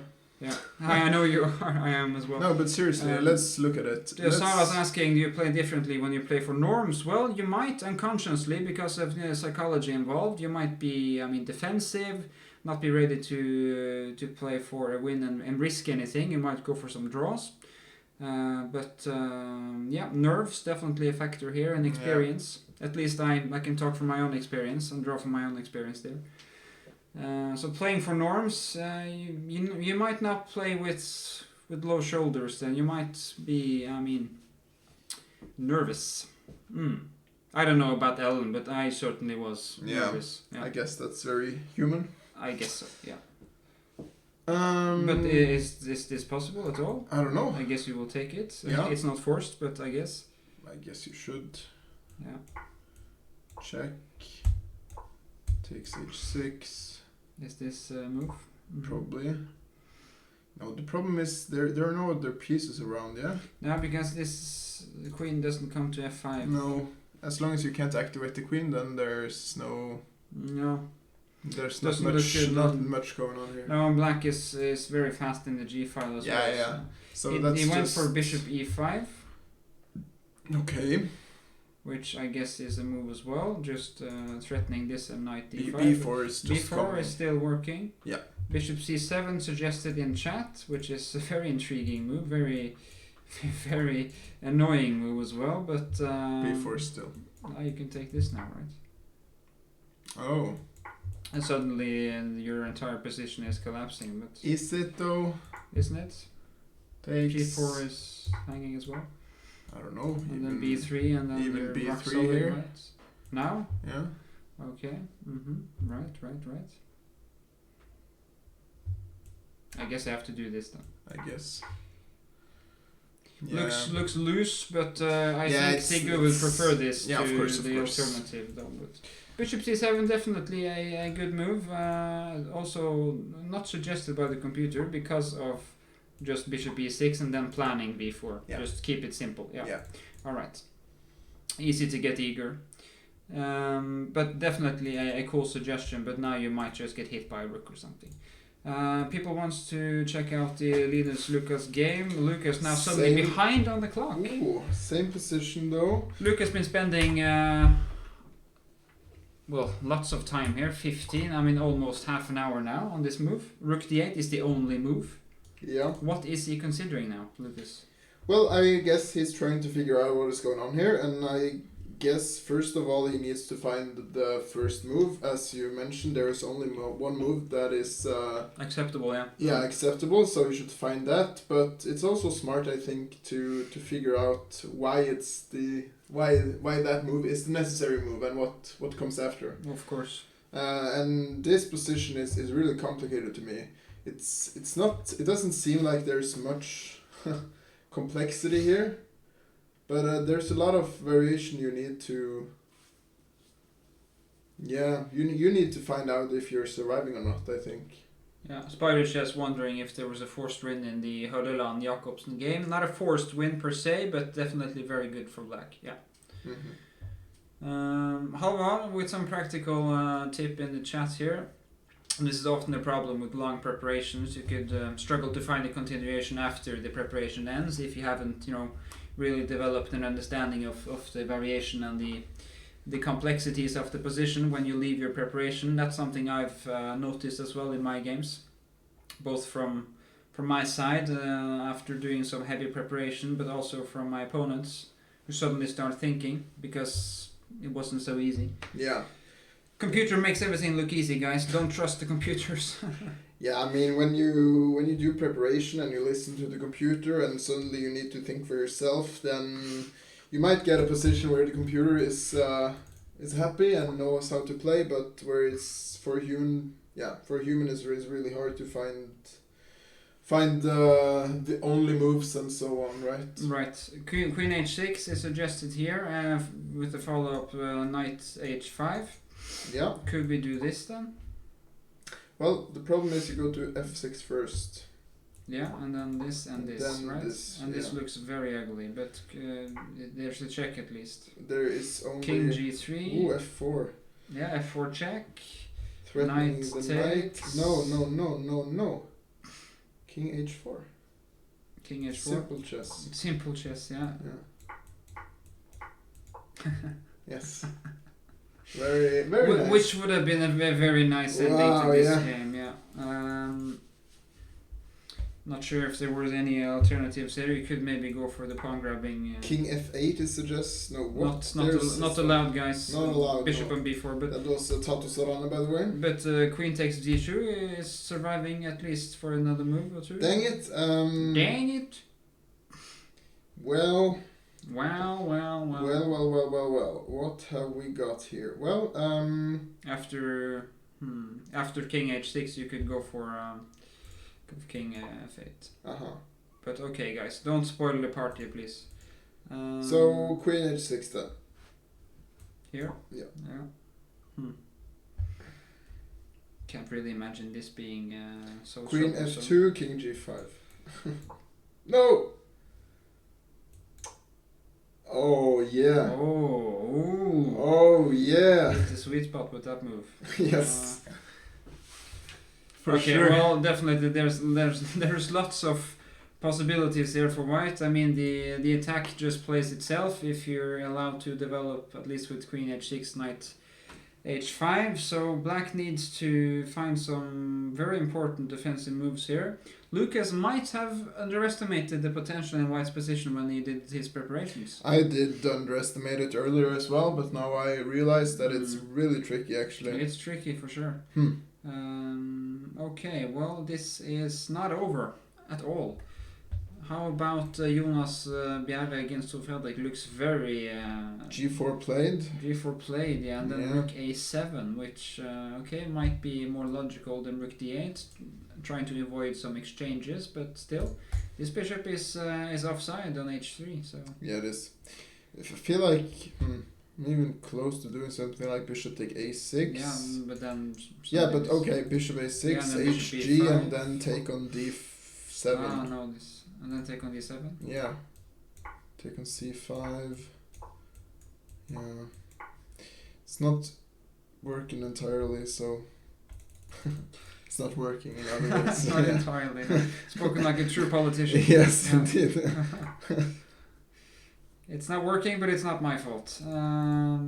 Okay, well, rook a7 is okay. Strange to play g4 according to Fodurkedal, which means that that's something to check out for sure. His advice is always sound. Just much easier for white to just take on a6, which looks very logical though. And there's follow up with the a pawn, bishop b5. This pawn is weak. I mean, why not? Keep it simple, right? I mean, okay, bishop e6. Is black's position that bad? Yeah, maybe this is hanging as well though. It looks very uncomfortable, but you might be able to get this knight to b6 somehow. I'm not sure. Rook b8, this and this, but suddenly it's hanging everywhere. This looks terrible. It is terrible. Is this possible? No, you can just take it. Yeah, you can just take it and have a full rook if you take it back. Completely lost after bishop a6, which I have to agree, Foda. You're onto something there. It looks very, very difficult for black. Looks much more easy, but then again, I mean, I still think that g4 and the white position is winning. I don't think he messed up with g4, but it looks not as easy. I mean, unnecessary, no? Maybe it's unnecessary. Very tempting, but unnecessary. But bishop a6 is a move to my taste for sure. Again, keep it simple. How about Ellen?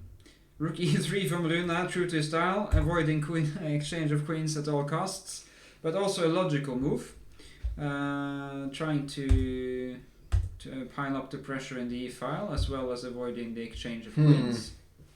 What we will hear then? This is misplaced. Maybe? Yeah, there's a lot of misplaced pieces all over the King board. h8? Yeah, King h8 was my immediate thought. to go rook g8. Yeah. But there are other alternatives here. Okay, can we play something like f4? Is that possible immediately instead of king h8? It's maybe out of. It's maybe not what you want to do, but yeah, maybe. Fulda's variation is very nice. d4, rook h5, and it's GG. Yeah, that's pretty cool. Well, you might have king f1 though, but You might also have f3 because knight takes d4. no, that doesn't work though. No, that doesn't work at all. Oops. Oops. Oops. Should do. But maybe you could do something else here, but I'm not sure what. You can take it though. Maybe if you go rook e1, right? Rook e2 is stupid. Could we do this? Yeah, maybe. Okay, so it's not completely cut and dry, but it's definitely an option. But I was thinking even knight g5 or something here, no? Right? Because I want to do e5. You want to go e5, right? Yeah. What if I do queen d1 then? Is that logical? I don't know. Maybe not. I just wanted to recapture with my queen and get out of this d4 kind of pin. Might not be the best move. Knight e5 looks tempting, but again, black has serious play here. Yeah. This knight is optically very nice to look at, but doesn't do anything. Rook c7, g7, and then game is on. Plays it safe with rook c7, rook d7. It doesn't have to go for f3. Right. The attack is coming along nicely for Ellen. Yeah, I think f4 is good. It's GG. It's actually a huge It's advantage. actually a huge possibility for Ellen here. With Wow. So Fulda wasn't kidding at all. Not kidding at all, no. So if you do this, then rook h5, f3, e5. This is complicated though, it's not easy, but... yeah, but... So how about knight b3 for example? Then knight g5. You have to have a cool head to play like this though, because it's not completely clear that it's -8 as the computer suggests. I guess the point is queen b6 somehow, yeah. This is the point. c4. To prevent Rook queen... h2. Okay. Yeah, and then you're... are you taking this or? Yeah, I guess just you are. Taking on a g2. I take everywhere. Yeah. Yeah. Take a g2, yeah. I mean, this is the suggested line from the computer. Yeah, okay. Okay, but at least f4 followed by d4 is a very good move. Also played by Ellen f4. So looks like Rune is really struggling in this game. Like the other two games he has had as well, or yeah, he doesn't look to be in completely good shape. Good shape. No, he looks like he's struggling in the beginning of this tournament.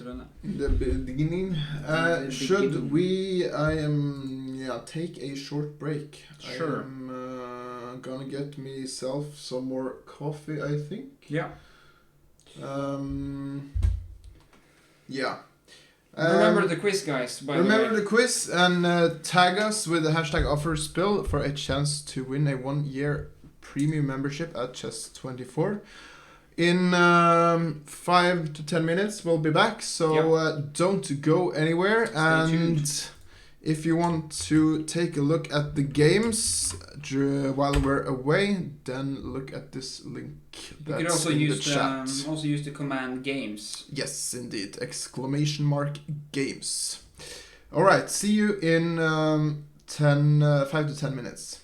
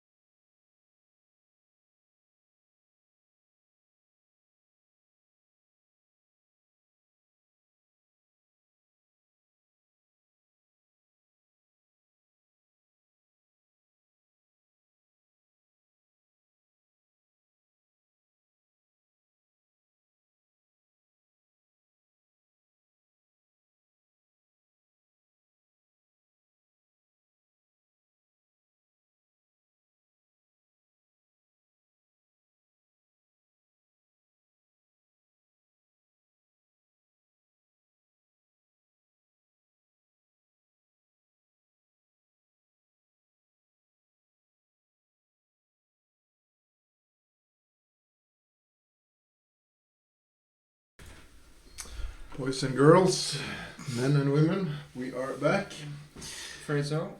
with the second half of the third round of Second half of the term, third round of the first half of the term. yes, of the Offerspill Nordic Invitational, and we have to take a look at this game first because we were saying that this should be a very comfortable win and attack for black, but it seems like stuff has happened.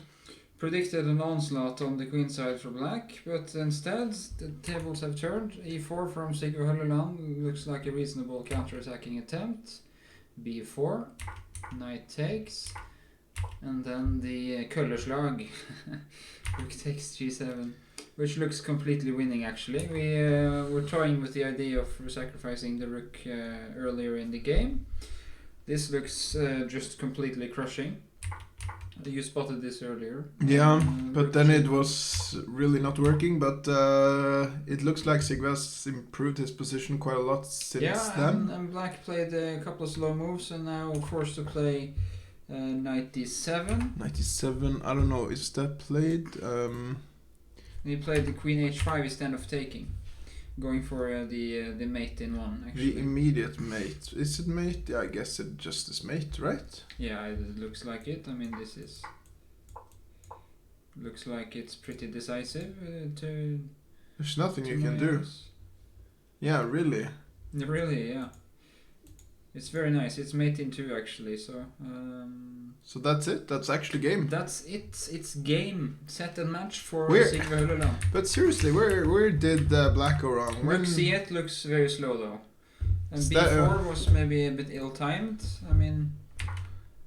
Okay, shouldn't have taken actually the knight. That's confusing though. c3 was supposed to be played. Could have taken on g7 already here actually after bishop e6, right? And then take on d5. Very nice. Come bearing gifts. Yes. Vannmyr nede begynner vi 2. Ja. Bråke litt, men jeg fyller på. Jeg tror Kristoffer har lyst til å prøve seg. Nei. Cool. No, this didn't work. Okay, slightly speculative, but okay, it's... E4, yeah, so B4 takes apparently a bad decision, and then... C3, it's this position C3 was only move, wow. Suddenly it's pretty urgent for black to get his attack going. Because he didn't really get the pawns rolling quickly enough here. C3, yeah. Only move. But apparently this doesn't King work B1. either. What? And then it's mate in 8 moves. Okay, so the computer changes its mind pretty frequently. It's the same theme here. So this looks like it's works perfectly fine for Sigve Hølleland suddenly. So very sharp stuff. I think the game is over. Yeah, this has been played. So Mikkel will resign or allow Sigve to give mate. Wow, what a finish and a very nice win for victory for Sigve for sure. Very good start for Sigve, who's been close to an IM norm before. Mikkel as well. I'm sure Mikkel has one norm already, if I'm not mistaken, but both are, when in top shape, definitely IM norm candidates. Yeah. Let's look at Rulle Duras against Nilsen. Yep. We left the game around here after f4, and we were hoping for d4 from Ellen to get the attack going. Yep.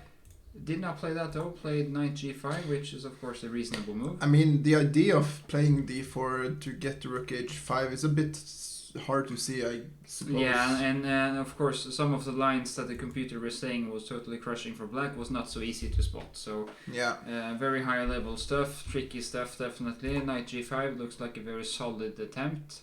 Black is a pawn up for basically nothing here, so it looks very convincing. Knight e5, bishop c8. And the computer doesn't only give -1 but -2 for black, which says that her position is quite dominant as well. So this looks very promising. For But I totally agree, because the thing is that White's pieces are very passive, right?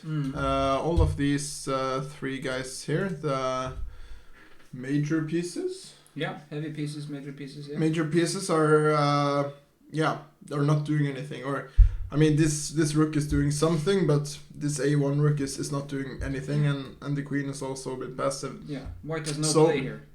I guess Black has a lot of potential ways to play. For example, F3 might be a possible way. Oh yeah, extremely tempting. I don't know if it works like practically. I guess also D4 is also always an option, because you can never can't take it, just to open up for the rook, as Might not mentioned want earlier. to open up too much for the bishop on C4 though, but yeah. Yeah, maybe. But F3 is probably what Rune is considering. I mean, should I play F3 myself? Very committal stuff, of course. Definitely. Can I allow F3? Should I play bishop E2? I mean, this is not very nice. And as chat points out, rook C7, rook G7, and the attack plays itself. Yeah. Definitely. So Ellen has a very good position. That being said, I don't think Rune will lay down and lose and die or whatever. He's not going to cave in too easily. No, He's not at all. very He's resilient. very slippery. Showed that yesterday at least. Yeah. Well, yesterday his opponent was slippery as well. So yeah. But I mean, the thing is with the GMs, you have to beat them several times over the board. So yeah. I mean, it's like, even though you have a good position, it's not like it's you not will automatically win at all. They're resourceful players, so we'll see what Rune will attempt to do here. We're waiting for his 26th move against Ellen. He is a bit low on time now, 23 minutes. Ellen comfortable sitting at 36 with a very good position. So it definitely looks like we will get an upset here from Black, while Sigve Hølleland managed to beat higher rated FM Mikkel Jacobsen from Denmark. Lars Oskar Hauge against Frode Elsnes looks like a very reasonable game so far, and it looks like Lars Oskar has handled the middle game better, because I'm starting to like his position around here. Bishop's not doing much. White has clamped down on the blockading square D4, and looks very harmonious for White suddenly. It does. But of course, it's not over. But I think Lars Oskar is quite confident in this position. It looks quite solid for White, and there are some attacking opportunities as well with Bishop on B2. Yeah, there might be at least. I think what he needs to do is maybe reroute the D4 knight either to G3 or F4 via E2. But I don't know. I can't say more than that. No, so he played King H1. That's his last move, and I'm trying to figure out the point of that move. I guess it's just to go out of the diagonal with the queen, right? Yeah, probably. I'm not sure if there's some... It didn't look so dangerous to me right now, but I'm sure he has some point with this Lars Oskar. We'll see. We'll keep an eye on this game as well. Second board is Jonas Bjerre against Tor Fredrik Carlsen, with the Danish Grandmaster pressing heavily here. He had some convincing win earlier in the game, but it looks like, for example, after Bishop C4 eyeing rook E6, this looks very ugly for Black. We'll see knight F6, last move that's been played. My suggestion, Bishop C4 looks good. I mean, rook E6, threatening all sorts of stuff after the king moves. I mean, yeah, looks very dangerous to me. It does. So Black's pieces are not coordinated at all. White's pieces are working very harmoniously together, so I'm sure we will see a White win on the second board. How about our third board encounter? Wow! Bishop E7. So he did play rook D8, Lucas, after spending a lot of time here after Bishop B4, rook D8, Queen H6, Knight D7, covering of course F6 square. I'm sure that's a vital move to find. Yep. Rook c1, logical. Rook c8, bishop e7. Okay. Starting to heat up this board. Definitely. I'm wondering if black is just mate. Well, so he's sacrificing a full rook here. Not necessarily, Not because you can take on d8 could if take you on want. D8. Okay, yeah, sure. Okay, so you could do that as well. So it's not really a sacrifice. Oh. Of course, this is still just completely draw. Of course, it's a draw still. So let's check out the critical variation. Or is it bishop f6 first, maybe? Could you take this? Yeah, you could. How's this?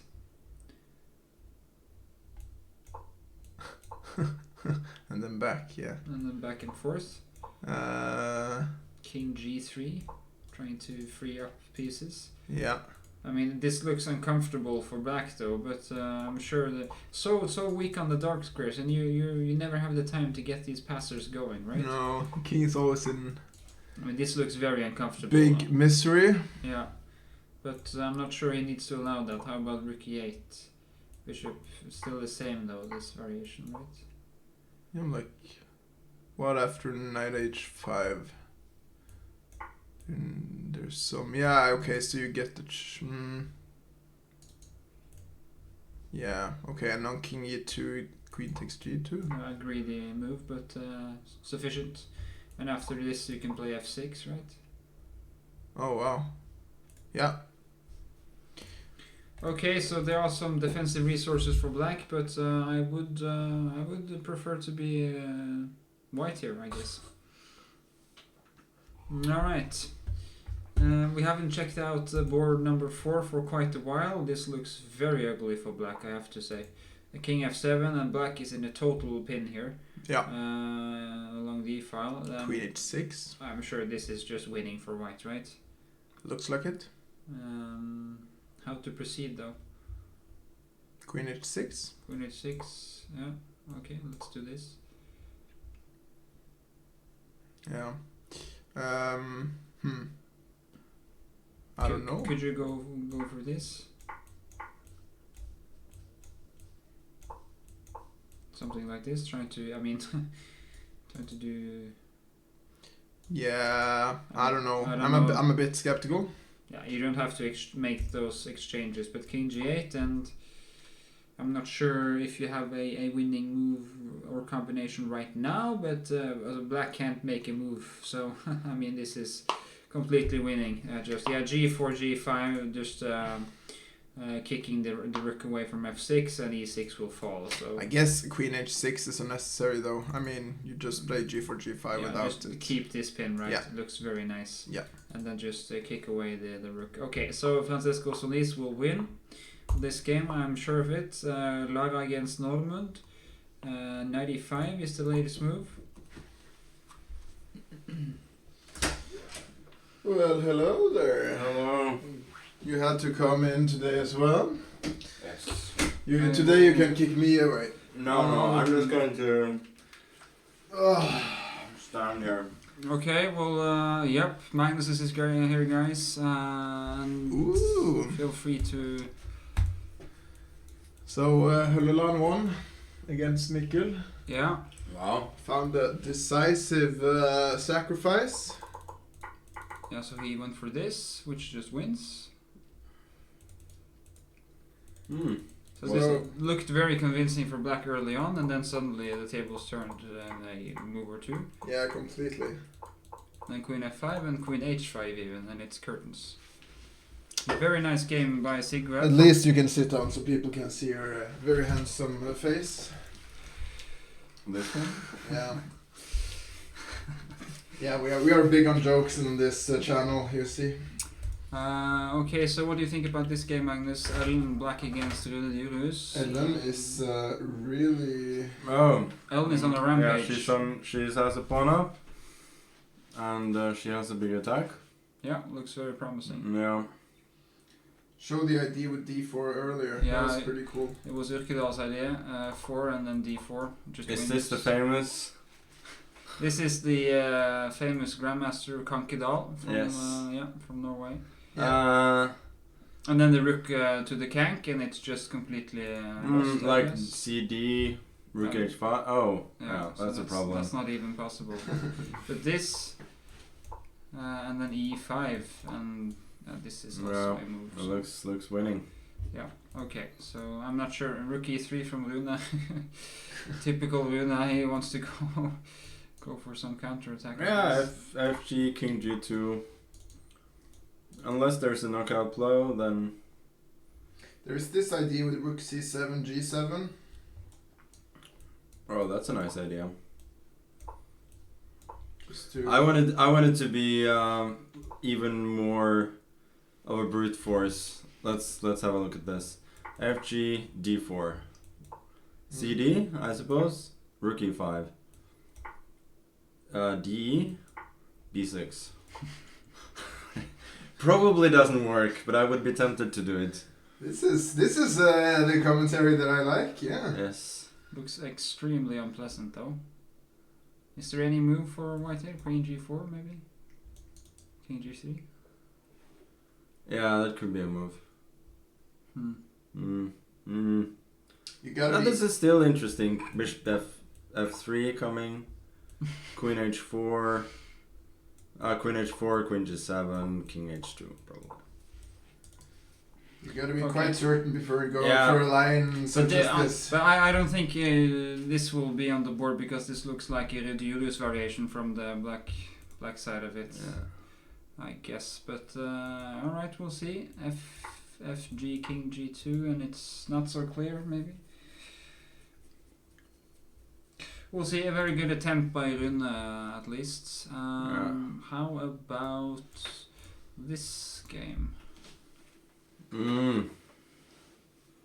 Yeah, this just looks. First of all, what's this kind of variation? I mean, is this playable at all? I know the F3 stuff is supposed to be tricky, but you're supposed to do. I mean, this is kind of your plan, right? Yeah. But then E3, and it looks a bit passive. Yeah, but still, you want Bishop D3, Knight E2, E4 eventually. Yeah. Then it makes a lot of sense. Funny thing, Lars Oskar has played this before with white, so. Yeah.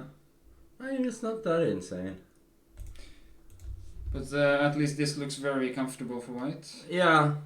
I think it's not as big of an edge as it may look. Like, it's more of a position that's extremely pleasant to play rather than a huge edge, but it's certainly very, very pleasant, and E3 is the only remotely weak square in white's camp, and it's impossible to attack, so clearly white is somewhat better. Yeah, and Fold is spending a lot of time as well. Yeah, so. the knights are obviously beautifully posted. And it should be noted that Bishop D6, I don't think he's intending to take on F4. That would be positional mistake, giving up an important G4, bishop. F5, Yeah, exactly. Yeah. And white would just have an easy attack. Yeah.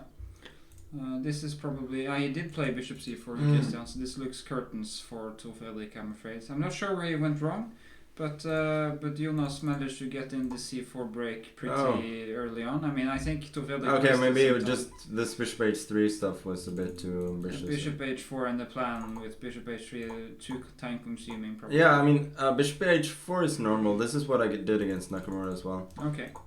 Uh, But maybe this is playing into white's hands. Just Yeah, I mean,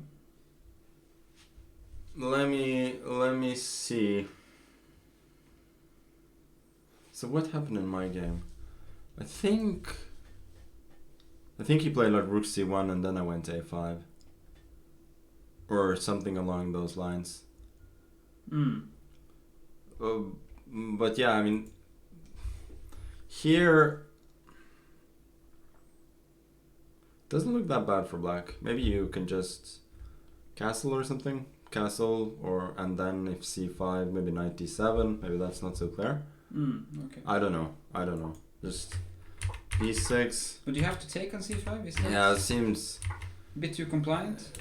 maybe a bit too compliant indeed. But certainly getting c5 and some activity before black has completely developed is a huge achievement. Yeah, yeah, for sure. Looked like Tor Fredrik didn't manage to put up his usual fight Yeah, in this game at least. yeah, this is obviously very, very sad for black. Fully suggested bishop takes a6 instead of g4 as an easier win for white. Just take on a6 and. Never. I kind of like g4. He loves the concept of playing against the bishop, right? And the white pieces are so perfectly placed that you feel like you don't even have to bother with that pawn, and you can just go for. Oh. Okay, let's just see if there's a knockout blow though.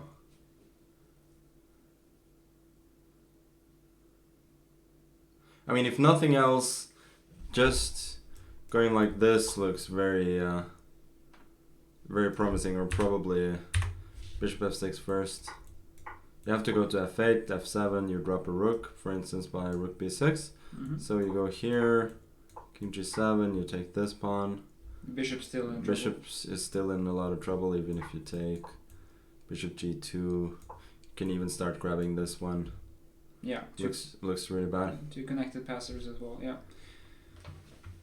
Okay, we'll keep an eye on this, but looks like Tor Fredrik will be struggling. Yeah. Okay, in the end of that variation, Yes. rook d8, incoming mate. Wow. That is nice. Yeah. Yeah, that's over. Always keeping an eye out for the tactics. Beautiful coordination from. Yeah. Really, could you play king h6 here? You might drop a rook, but might not be made. I think you still play rook g8. Rook g8, yeah. Rook g8 first. Okay. Yeah. Rook g7. That's nice. Where's the knockout? How is CMVA doing? Do you have any insight on that? You Christian? Probably just this. Yeah. Okay. CMVA. So he was an exchange down. Maybe some drawing chances, but it looked really bad. Okay, some drawing chances is not his expertise. Yeah, that's not his. Oh, this is an interesting one. Yes. Yeah, this variation was very, very interesting. Both players came prepared. I mean, look at the time management from Linus and Lucas here, hammering out the moves. This has been No played pun before. intended, right? No pun intended, of course. This has been played before, and now Lucas started thinking, obviously out of his preparation, even though this is a pretty... D5 was the novelty, no? I think D5 is a novelty, yes. At least according to the lead chess opening database.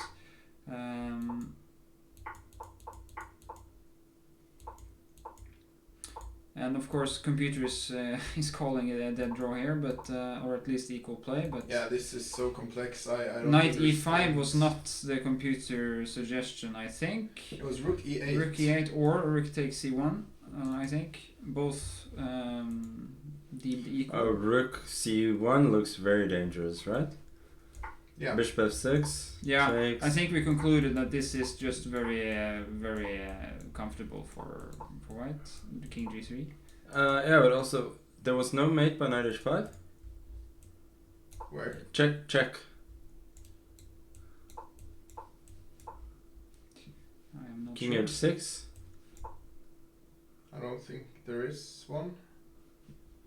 Queen D5 is coming very quickly. I was thinking king f4, but queen c7 is annoying.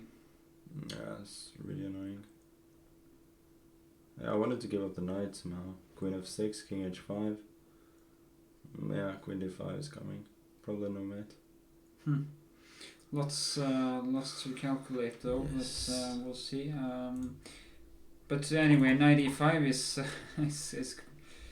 is really an exciting move, and then take on e7. But this doesn't look very, very good though. I mean, this looks Curtains, as you like to say. pretty tough, at least for black, right? Queen f8. Yes, this looks like Gardiner, as we say in looks Norwegian. like Yeah. guardian play. You could of course mess up here. Yes, I would probably do this, but Maybe even D7. D7 here, yeah, it's a move. Oh yeah, D7, that is Gardiner. Could you do this? No. Then what?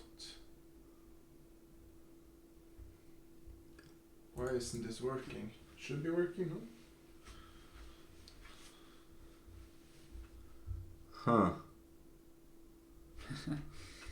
Would be very typical Lucas though to to grind out something here. He's quite resilient. Yeah, I was so disappointed of him yesterday that it didn't end up being the last one who finished this game. He usually is. He usually is, yes. Always the last one, but The arbiter's nightmare, Lucas. yeah, it was like 2 minutes earlier than the last game. So, Ah, okay. yeah. Well, maybe he's out of shape, but he's definitely arbiter's nightmare with his long games. Yeah. He's try hard. Organizers. Or and try hard, as we streamers. say in Norway. Yes. Okay, so what you should do is you should do Queen f6, and now you should probably not play D7. Not Queen Queen Queen G7? D7, D7. There's no it's- mate it's because of the over. pin. Right. Okay, beautiful. Okay, so King G8. King G8 now probably. I would assume even this probably wins, right? Takes. I'm not so sure. Not convinced yet. Rook D8, what you have? Queen D5. Show me. Oh. Well, Maybe not so clear. King G7, King F6. King F4 now. Maybe. This looks like some Magnus Carlsen Blitz game. Yeah, it does. Doesn't usually end well. Okay, where's the KO? Knight H5, why not? Yeah, I mean, it's not like black is threatening to do anything. Okay, run, yeah. And then...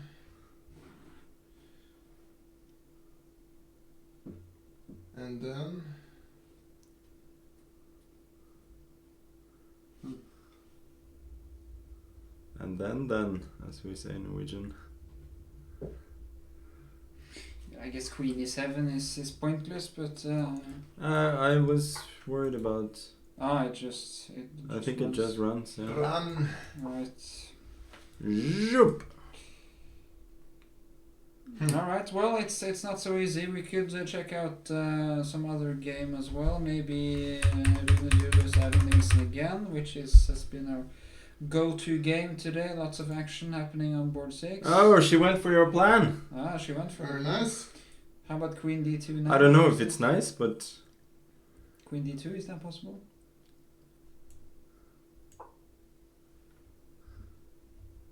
well, if you want to change queens, you can go Queen H3. Queen F6, maybe?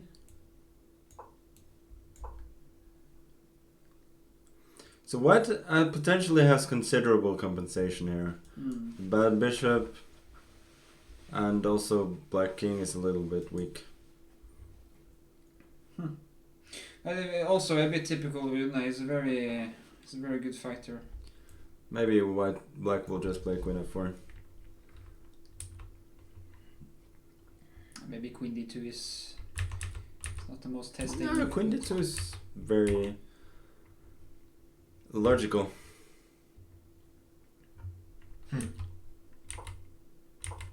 Okay, but there's still some chances though for Yeah. white here, I guess. Oh, absolutely. Maybe this as well.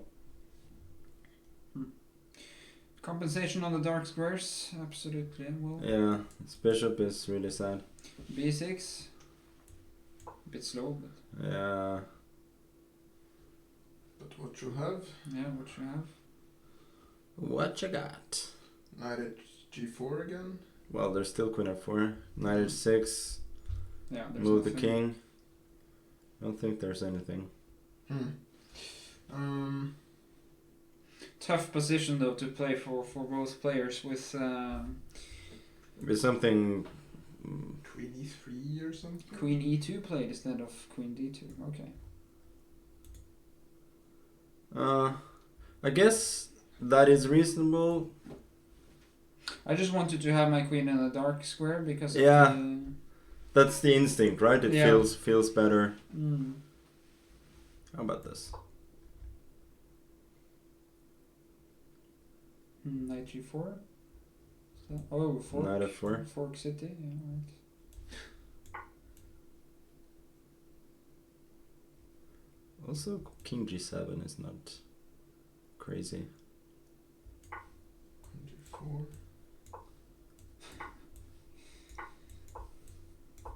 Ooh.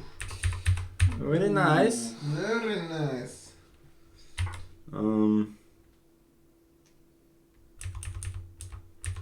I mean, so both of our intuition told us that you should put the queen on d2, right? To pin the queen. And queen e2, maybe... Yeah, maybe this is the point, that knight h3 actually wins. I just don't see the advantage of putting the queen on e2 No. instead of d2. No, it looks... I don't know. Maybe he didn't want... You didn't want to exchange the queens later on. Sounds like Rune, yeah. Yeah. But yeah. Queen d... Maybe Queen queen, E2. h3 there after queen d2. After queen, yeah. Yeah, I mentioned it. Yeah. To Oh, exchange you queens. To exchange. But it doesn't accomplish much else. I mean, you go take, then you go rook g3, and I think you have reasonable compensation. Yeah, fair. I mean, you're playing for a draw, of course, as whites at that point. But I don't think Rune is though, but yeah, you should be playing for. no, but that's the thing. Like Karpov used to say, there was a famous story of Karpov playing Anand, and Karpov at some point in the analysis said, at this point I thought I was slightly better, and Anand says, come on, you played this position before with different colors, and then in your annotations you said that you were slightly better than on the other side. And Karpov said, yes, you are right, you are slightly better in this position, but soon I will be slightly better. And I think that's what Rune thinks as well. Like, Yeah. he's worse, but soon he will be better. Yeah. Wow. Is this the real Alexander Rustemov? Queen g4? If it's the real Alexander Rustemov, that's a huge shout out. Cool idea. Queen g4, Yeah. queen f6, queen d4, centralizing move. Very nice coordination, at least. Yeah. Okay. My only worry would be knight f3 maybe. Wow. Damn. Annoying This stuff. is a messy position. Yeah, okay, so that looks like huge trouble. Like pretty much everything else in this position for white, but... Knight g4? played with disgust, right? Yeah. Uh, Contempt? yeah.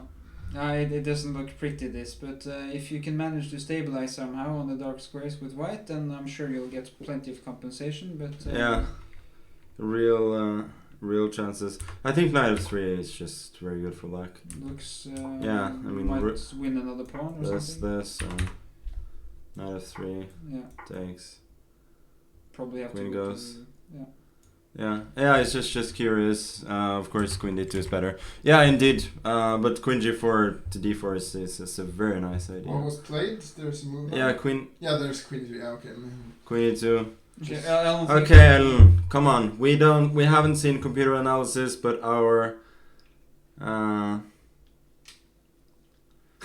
bathroom city for Animal House.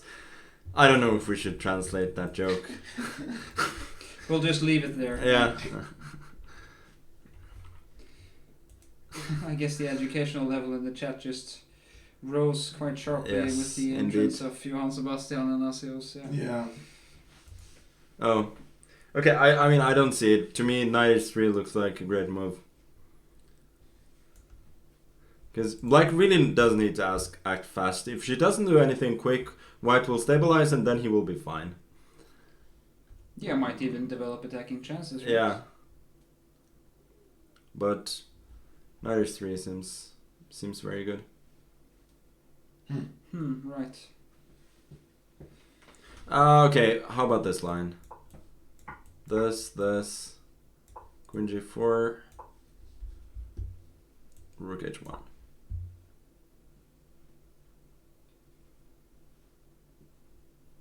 It probably loses. Again, another Yeah. blitz game by Magnus Carlsen.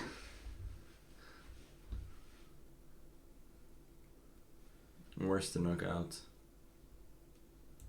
This?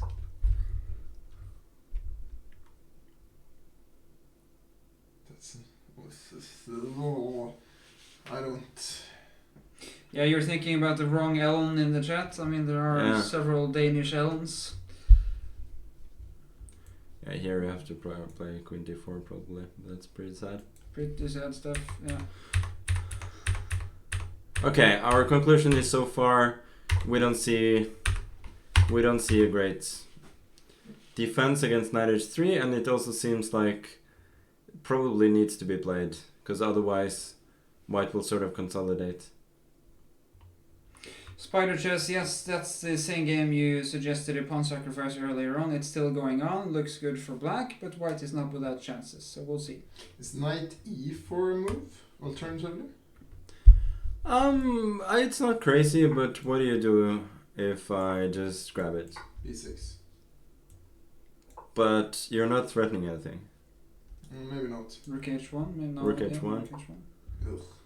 This guy looks exactly like Magnus Carlsen. Yes, it reminds me of Rowan Atkinson shopping for car parts in Leicester and had to convince the dealer that he was Rowan Atkinson. Yes. That's a great story. Pretty great story. You look like Mr. Bean. Well, we'll see. Lots of activity in the chat going on here.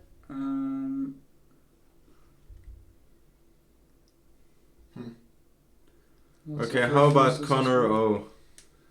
Oh, he played the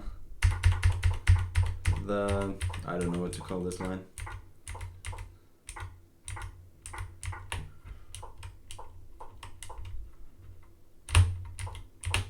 Looks like his position is still quite dangerous. But this bishop could be marvelously strong.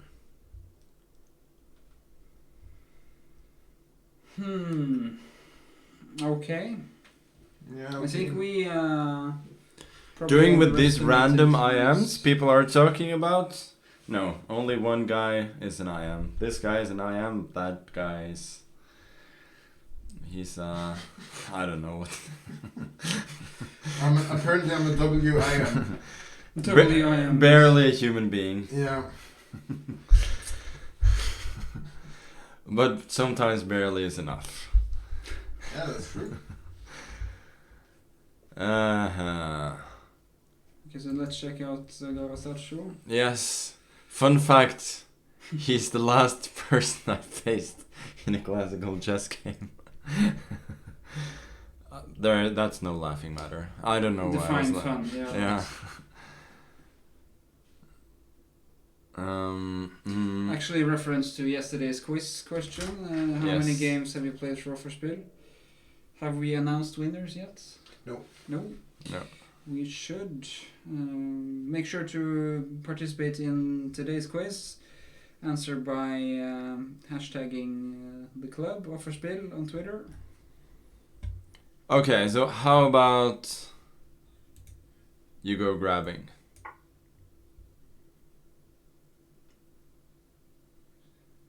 This looks like a mess. Once again. Grab. Okay, grab. Grabba. John Paul Wallace again finding himself in some Well, sort of rook mess. d1. Rook A1? No. Yeah, rook a1, maybe you can take, and then take e4. What about e2? No, there's no threat. F3? Or is that stupid? Yeah. Looks stupid. Queen B6 maybe? No. King H1. Well, I mean, maybe black can take and go queen b6, take a7. I'm gonna go queen b6 and yeah, take this. F3 looks Yeah, f3 is probably not great. Maybe you can just go h3.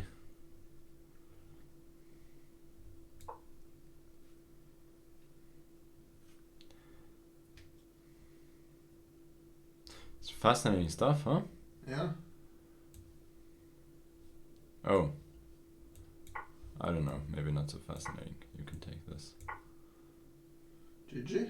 Maybe not. This one? No. Okay, Queen you Queen D2. You can grab it, I think. Yeah, take it. Yeah, you can. Queen D2, Queen somewhere. E8 or A8 or? A8, yeah, maybe.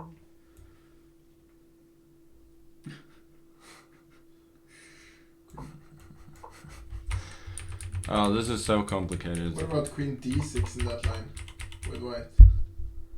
Ah, maybe F3 is better then. But it.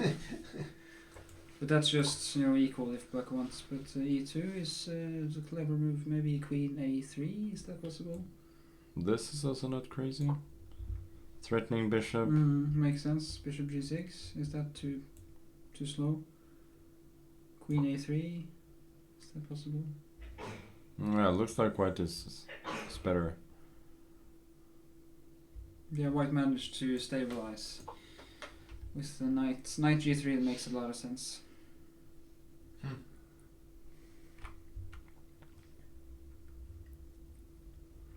Yeah, why not EF2 instead of No, E2? wait. Look at the in that line again.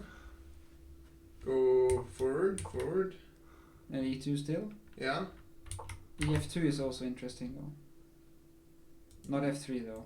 Yeah, knight G3. Queen A3. What? It's black's move though. Oh, right. But we concluded basically that this is good after This is bishop probably good G6, for Queen white, A3. Ah, right. Okay. But the EF2, is that possible? Take on F2. Here? Yeah. What's the point? Do something else because E2 looks bad. No, I'm not sure. Bad for black. I'm not sure what this is. Some desperate attempt. Okay, so this. You probably need to take the piece.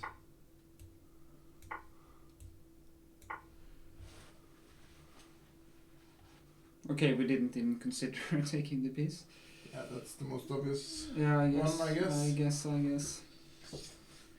Jeg gjetter. So This tournament is hosted in Oslo, guys. Yes. take on E3. No. FE FE. looks extremely slow, but okay. I mean, It looks like the bishop is offside, so the pawn is strong. yeah, this should just be winning for black. For black? Yeah. How do you stop the A pawn though? Rook E8. I don't know. Queen D4. Yeah, it's like move the B pawn, get the bishop in the diagonal. Yeah, maybe. Maybe. Probably black will make a few moves as well. Yeah. Okay, but definitely something to figure out for John Paul after Yeah. AB. And still, yeah, I guess black is better, but it's not a position you love to have. No, I mean either it's winning or it's. But yeah, this FE is very undesirable for white since the bishop gets such a good square. Like if you had the pawn on F3 in this position, I think it will be a lot more favorable. Could you play for F3 white. instead of taking and then chasing the rook away and then getting the same position? Could be, but you have to reckon with rook E8. Yeah. Rook A1 still. Rook A1. No, but then you don't get this pawn. Maybe like this. But, Queen D2 then. Yeah, no Queen no D2. threats. Nah. Okay, maybe black is just better. Okay, this one is over. This one is over. This one, wow, white is just winning. Let me see this game. Fantastic start for this guy Ludwig is then. playing really well. Yeah, he's punching above his weight. Oh, yeah, bishop d7, I think knight c6 is supposed to be the most accurate choice here. Yeah, Kjetil Stokke was curious about Tryggestad's opening play here. He was quite critical of it previously. Yeah, this is the line. But it's I understand he didn't want to face it because it's a long force line. Goes like this, AB4 and so on. CB2, I think, and F6. And then There wa- E5, E5. There was a game between Bashir and Nepomniachtchi from the Sinkville Cup last year, where, or I think Nepomniachtchi was maybe white, and Didn't I mention the Nepomniachtchi earlier today? Bashir Nice. was in a lot of trouble, but then he just tricked him and Did won okay. won a piece, I think. Some random GM with beard. Yeah, Yes. that's about it. Yeah, no, it's correct for once. Yeah. 1, 2, 3. Yeah, that's the middle. Okay, let's go back to our main game, huh? Yeah. Knight H. She went knight h3. Very nice. Very nice. 20 minutes Rune down to his last Putting 6 Rune and a to the half. test. Very, Really? very cool. Really? You want cookie? Cookie. Yeah. Yeah, Cookie for you. Cookie for you too. No thanks. Cookie for me, yes please. Cookie for you then. Okay, so what to do here with white? I mean, Rune must have thought about this, I hope, since he chose not to play Queen D2. He's getting short of time. Yeah.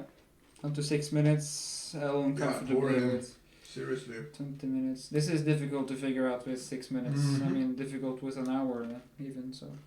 I would be sweating so hard with. I would be White sweating, here. but that's just a general statement, so. Yeah. I guess is yes in the chat. I hope not. I guess he can confirm it. Yeah. Yeah.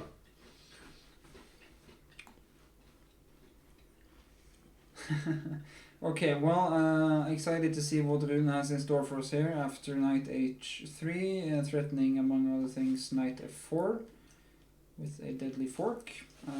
Taking on g7, I guess, is the obvious Yeah. try. He did. He did. King g7.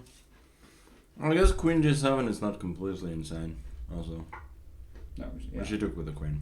I mean, idea is king h3, rook f6, but like clearly. This looks safe. Clearly And was now some after corruption. queen g4. Yeah, that's what we discussed earlier.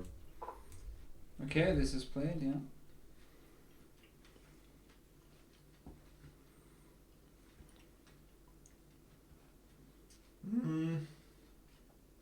Is there some other way for white to play here? No, it doesn't seem like it. It's like, can you play f3 for example? Ooh, yeah, maybe. f3, queen d2. No. Then king take on h3, Yeah, looks good. but knight f4. f3, knight f4, No, what king am I? g3. Yeah. There's no rook g8 No. because of knight f7. I You realized. you could take on d3 first, and then rook g8. Yeah, that's true. Yeah, so maybe. No, but there's no pin anymore because the king moves, right? To g3. f3, knight f4, king f2. Oh, you're going to f2. Okay. Oh, he goes for rook h1. That's awesome. Well, I mean, it probably doesn't work at all, but it's still a cool idea. Okay, so rook f2, Yeah, and up we go. Yeah, that's what we were discussing. king f3. This is Yeah. obvious. King h4, among other things. Rook f4. So Yeah. knight f3 is forced, And then and then this. and that's just curtains, yeah. Yeah, I think it protects everything, attacking everything. Rook f1 doesn't work. I mean, I guess you could check on e4 and do a bunch of stuff. Sorry, rook. Rook f1, but that doesn't work. Knight e4 maybe. You just chop everything. Anyway. Yeah, I guess. That would be the. Winning in game. Would Yes. be good enough. Yeah. But of course, knight f3 probably wins a lot faster. Knight e5. Mm. And the little queenie. And there's no back rank mate, unfortunately. No. Well, rook f8 would be mate, but Will Hikaru play later? don't take the bait. The CM has better moves than Magnus. Yes. That is not bait, that is just facts. Yeah, it's true. Can confirm. The CM can confirm. Yeah. I can confirm.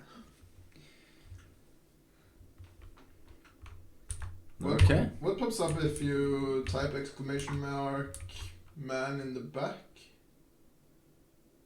I don't know. Is there one? I'm not sure that's a command, but maybe. Are there... You need to take an F2. That's forced. Did you mean man in the middle? No. Man in the back, no response. Oh.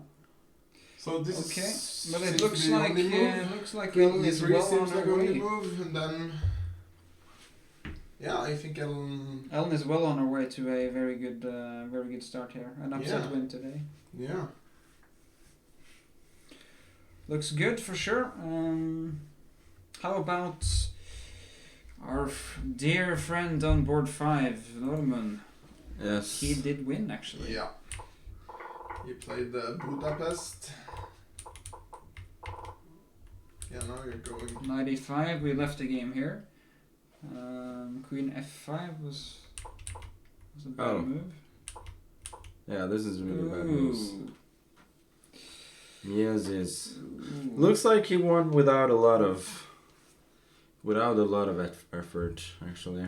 Mm. He Looked just- like a very, very clean game. Yeah.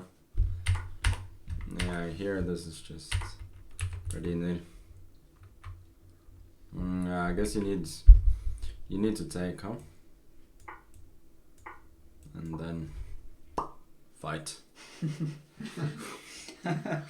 Okay. That was a good sound you managed to make. Thank you. Can you do it closer to the microphone? Fight. Very nice. Alright, so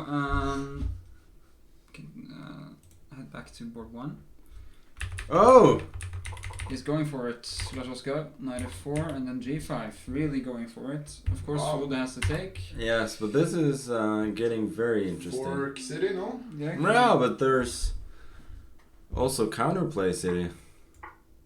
Queen g6, rook Queen c2. g6, rook c2, yeah. Oh, wow. Okay, but what about instead of taking the exchange, just take once with the D knight on e6 and rook g1? Is that something? Knight d6 and then rook g1, but there's no. There's no- there's it's nothing not on hanging. g7. There's a knight there, yes, on Yes. e8, covering stuff. But Yes. Larso attack according to Fulda Kankedal. Fulda Kankedal lurking in the chat. Yes.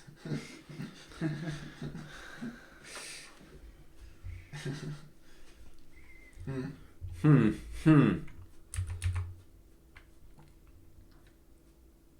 But Okay, so he did take on e6. what if I take on e6 and then g7 with the knight? Is that anything? Still problems, no?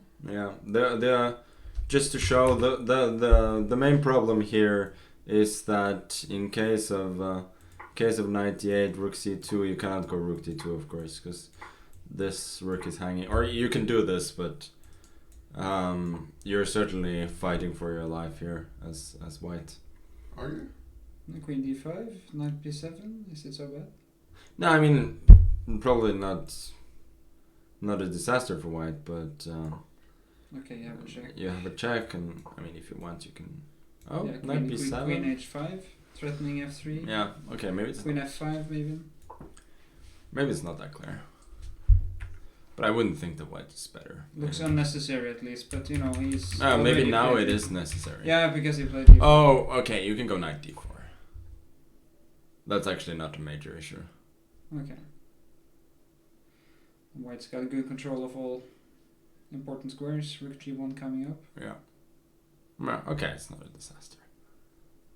For either color? Yeah. He did play knight d4. Yeah, you probably play bishop e5 just to oppose the diagonal. But black definitely has more squares for his pieces now than he did before, and I think, like, technically his king is somewhat safer as it has 2 pawns protecting it compared to 1 pawn. But I suppose it's fairly equal now. Not as cramped as it was before. No, definitely not. No. Not. People asking for menu garden in the chat. I don't know what that is. Oh, he actually did follow. But he went for king e8. Okay, smart. Clever dude.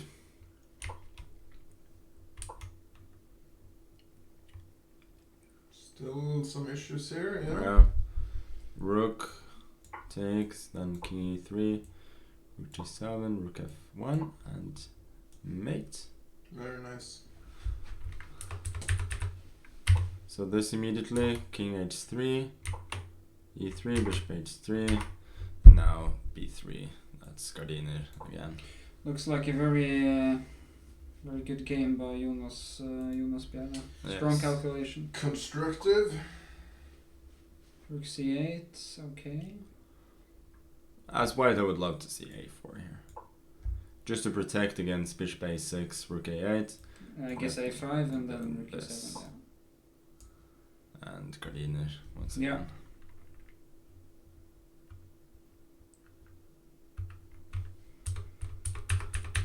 Is Bayern going to win, Magnus?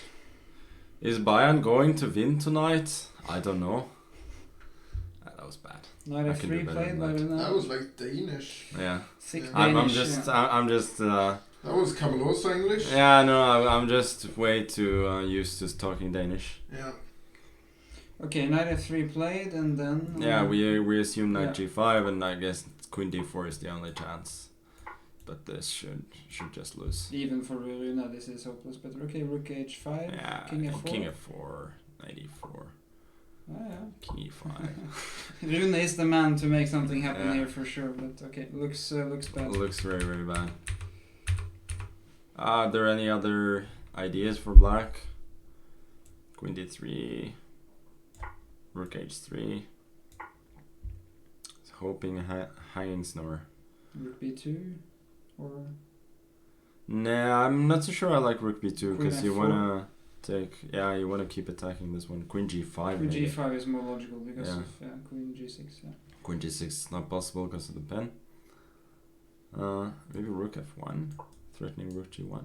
Ooh. But still, this is a move. Yeah.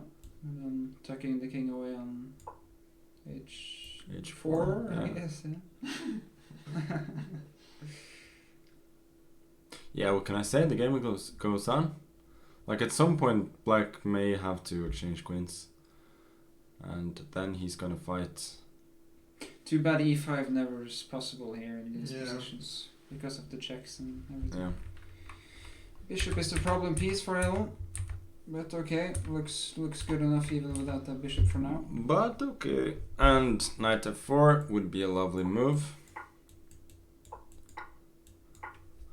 But in chess, you cannot not only look at your own ideas, you also have to look at your opponent's ideas. Magnus enters educational mode suddenly. Yes. It's what I'm gonna do when I'm done with my career. I'm gonna teach newbies.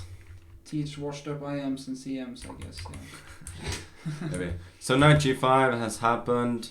So far, she's playing all the moves that we thought were the best. Mm-hmm. It's good we have a metal detector with us in this tournament. No, don't go there. Don't even go there. Don't even. No, but I thought Elle might have had a rough start to the game, but she's been playing very good from the middle game and up to this point. Looks very good, reasonable. Ha! Ha! Okay, I know this is a troll, but Nilsen I looking saw like a that. modern I saw that. art painting with that shirt. Yeah. I was hoping that would go under the Yeah, radar, but that- of course not. No. That's an excellent trolleroo. Love that, and it's obviously correct. Obviously. Rook d2. Rook played. d2 played. Ugh, not so sure about that move. What's the point? Well, King where- F4. So the point is, I think, if after something like this, you want to go e5. And King F4, E5 King anyway. f4, no, I don't like this. Okay, you have to take on d3. Yeah. But King, okay, yeah. Knight b5. King g7 probably wins. Yeah, it's almost mate. Containing the king. Like, if you get the king to f6, then you never know. Yeah. I'm curious about this game now, but e5 coming up looks very good, so Rune needs to do something. Yes.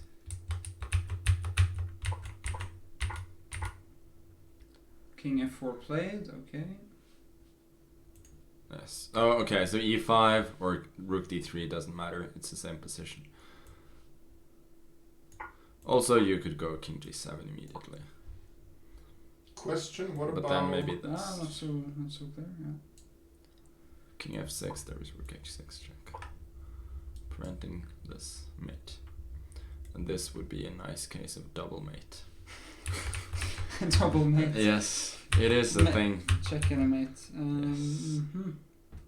So after king f4, can we play... Wow, look at this though. No. Yes. A4 from Lucas. Run, Shadowfax. Yeah. Okay, so G4, right. Wowza. I'm not sure. He always has a perpetual. Yeah. Must feel pretty tough though to accept the draw here. No, I don't think he's accepting a draw. No. h6, you go g5. This, you're right in time. This, and droop. Wow. Beautiful coordination. Yeah, that's one of the points of putting the queens in the middle. It can go very far to either side. Oh, Skudkis is pointing out queen g8. He's too clever. Oh. Way too clever for his own good. Wow. A1 and queen h1 coming up. Yes. Wait. Again lurking in the chat, just calling us out. Yes. But... Oh la la from Aseos. Couldn't have said it better myself. Knight goes back, queen h1. What about queen h4 instead of... Here? Yeah? No, it doesn't work. I mean, at least you can take it. We'll check on e5 even, yeah. Oh, wait. Or yeah, take an e5. Yeah. Anything goes. Oh, maybe not actually take an e5.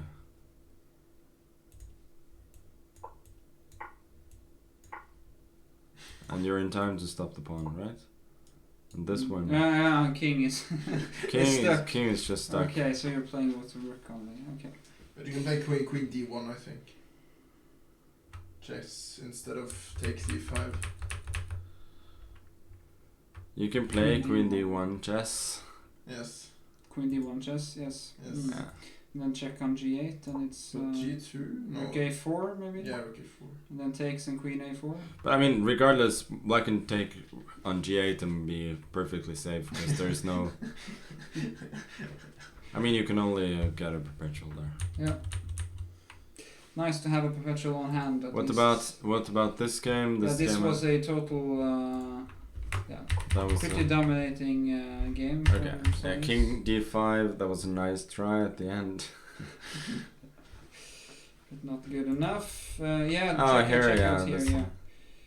It was a enormous pin in the e-file, and then bishop c4, and good Christmas. Yes.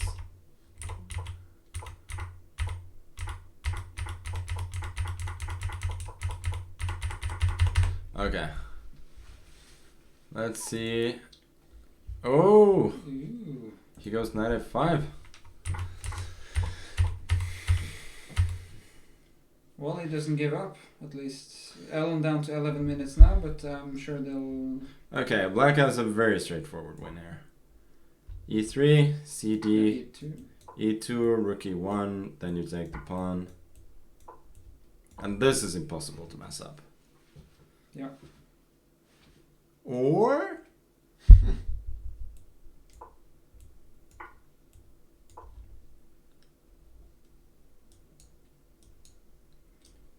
Right.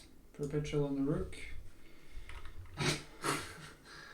Rook d5, Yeah, king yeah. e4 played. Yeah. compelling draw. Yeah. Okay, so rook d5, king e4 played. Rook d2. Yeah, this is less accurate what she did. Because now white can take. This I think is what Rune was hoping for. Depressing though, but might be Yeah, I mean it's obviously depressing, but let's say you can exchange a take, then these endings are very often drawn. Because the pawn, this what's that called? How is Ram. rook position? Rim. Oh, that's Pawns pawns on on the the rim. rim. Yeah, they are very, very bad in combination. Because you can often put up the Ventura defense even with 2 pawns on the board. So, You know what they say about the knight on the rim? well, the pawns are also dim. It's pretty grim. Or grim if you're Swedish. Yeah. Okay. Would have Yeah. been nice, but okay. Rook takes b2, and I guess rook d1 or rook c1 is coming up. Rook d1, yes. Rook d1, yes. King g7, no? Yeah, king g7 must be played. But then Yeah, rook you d7 start and checking. a4, You start checking. Yeah. Yeah, I'll run. Then you run up the board. It should be fairly safe for black, but I think there is a real chance. For a draw? There's Alright. a real chance for draw. Yeah. It's a pretty good fight from Rune, but yeah. He's not in top shape. Yeah, he's fighting uphill. An uphill battle, and here he has done what I thought he would. Bishop b5, consolidating. Rook g5 was probably a clever move because you want to cut off the rook from the third rank. By forcing bishop f6, he goes back, queen h5. It still looks fairly fine for black. Okay, people, I'm beat, so I'm gonna go.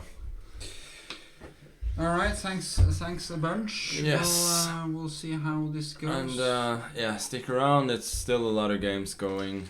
It's gonna be Plenty of be action. interesting. Yeah. Okay, bye. Alright. That was great stuff, great insights from Magnus there, guys. We'll keep following these games for a while. D7 from Linus against Lucas. Pretty tense position. Could go for something like this and hope for promotion, but still queen f8, and it's pretty tricky.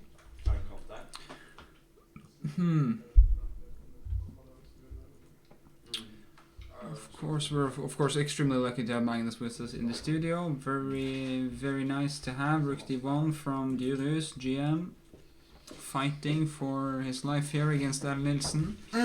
Can check out the Garastaccio Wallace game, which has concluded with a win for black. We were following the game here around here, and after AB we were calculating a lot of different lines and possibilities. So rook takes d3 was played by John Paul. A pawn now, very dangerous. A7, rook d2 played. D2? Yeah, not rook d1. Very nice move though. Wow, what is happening? So knight takes, I guess, is not possible. Why not? Or is it? Why not? Do you play this? I or take, do you take this? yeah. I'm not sure No, I mean, what to do here. with black it seems like it's losing if he takes D. Maybe this is dangerous. Mm. At least this is what the computer is suggesting. Rook king f2. What's the point here? Queen f4? No, I don't. Knight f3. I'm not so sure about this. No, I don't understand at all. Maybe it's just a perpetual then. I mean, is that the point? Shouldn't be. because the computer says rook d2 is equal. So at least you should consider taking it. I mean, Yeah, what is... wasn't queen h4 might have been winning there. Yeah, right. Because that's not possible. Queen h4 is not possible. Yeah, But immediately. immediately, yeah. Okay. But this is probably winning then, because this doesn't work as I thought it would. Okay, so this is probably some strong calculation then from John Paul. Wow. So queen c1 at least was a bad move. Okay, this looks like the computer suggestion though. Queen h4, king g1 is just good because you have knight f1, right? Wow. And still the a pawn will promote. Wow.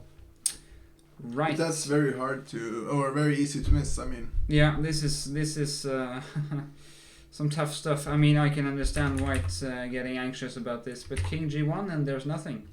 Might have been some small bluff here, but queen b6 looks like a perpetual. King g3, king f2, and I think Manuel would have been quite happy with that against an international master. I guess it should have been, but yeah. Maybe, yeah. But queen c1 played, and then just rook takes e4, and it's very difficult for White. Because rook, I mean a8, you're not in time because of ef2. And this is covering the back rank. Yeah. Okay, lots of nuances here, but high level stuff definitely from Jean Paul. Oh, bishop f3 as well. Wow. It's a beautiful conclusion to the game though. King f1, what do you do? Just to check. And wait, right? Yeah. Beautiful stuff from John Paul. Beautiful stuff. Yeah, really cool. He's a very good attacking player. If he gets the chance, he will be quite ruthless. Ludwig Carlsen won against Tryggestad. He's been doing extremely well in this tournament so far. I think he's got 2 out of 3. Is that correct? I think so. Yeah, that's... And this is just dead lost, of course. Mats Go Ludwig in Bjørlingsen, chat, yeah. Conor O'Donnell fighting for his life against Mats Bjørlingsen. Doesn't look too bad this for black suddenly. But his king is a bit weak and white is, I guess, a bit better coordinated. That's my feeling. Nicey Icy is asking, the playing hall looks really nice. Is that a club or do you have another venue for the event? Well, it's where we are located. It's not where we so we don't own the place. No. But that's where we play. Yeah. That's our chess club right there. Rune against Ellen, giving a couple of checks here. Rune. Yeah, I think Ellen will take this home. Yeah, should be able to. I mean, yeah. I mean, you can give checks, and Magnus says that it might be some tricks, but I don't. Where? I don't see how. Yeah, maybe like this. Yeah, but still. Yeah, I mean, I can't imagine Rune saving this, but if he does, then I'm pretty impressed. Anyway, a good game by Ellen so far. I'm pretty impressed by Ellen in either case. Yeah, she missed probably a win earlier, but she's been playing very reasonable. Yeah, win. Well, I'd still say this is a win, so she missed maybe an easier win, but yeah. Yeah, I should say direct win then. Yeah. Linus playing still against Lucas. Lucas is pretty tough. You can take on T8. But this is probably... This is lost, no? I don't know. Probably. Even Queen D3? Yeah. Potentially. I don't know if it's looks necessary. Check. Oh. Yeah. That was losing. But okay, well, what to do here then? I mean, this Knight is... H5. Is this anything? No. Maybe it's not. I have to check this though. I mean... Really? A2 and it's actually... This whole game has been 0-0-0-0 Oh according my to God, the engine. But we were talking about Lucas' resilience earlier, and he's proving it yet again. He is a fighter. Down to 1 minute, but it looks like he's out of the woods here. Not yet. No, you have to, because you can't play a1, looks like, because Knight f6 Knight first, f6. right? And then and then you can Grabas. just grab it, yeah. So you have to play a move like king h8, which is of course logical when you see that a1 isn't working, but it's not easy to find. Yeah, geez, what? This is not easy at all. No, it's not. But a2, I guess queen a8 is pretty logical. This is not Magnus's challenge on the Baptist. This is Offerspill Chess Club's channel, which is Magnus Carlsen's chess club, you can say. Mhm. So he occasionally, frequently streams on this channel as well. Yeah. Did he have h6 instead of pawn pushing Urkedal? Where are you in the variations now, Fulda? Maybe instead of pushing the a pawn. I mean now? Maybe. I'm not sure, but a2 looks logical though, right? Before knight e8. Yeah, can you see what happened here? Okay, so push here, you mean?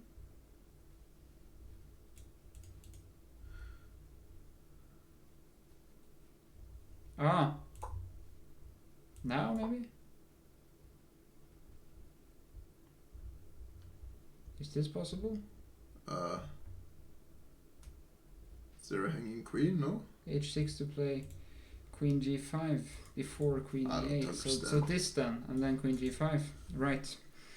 Skal det brikker som sprites før det ryddes vekk? Ja, det er fint. Fordi Johannes har ryddet vekk masse, liksom. Ja, han har gjort trådspriktelag.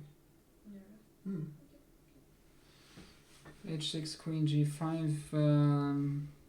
Plan suggested by Fodurkedal looks logical.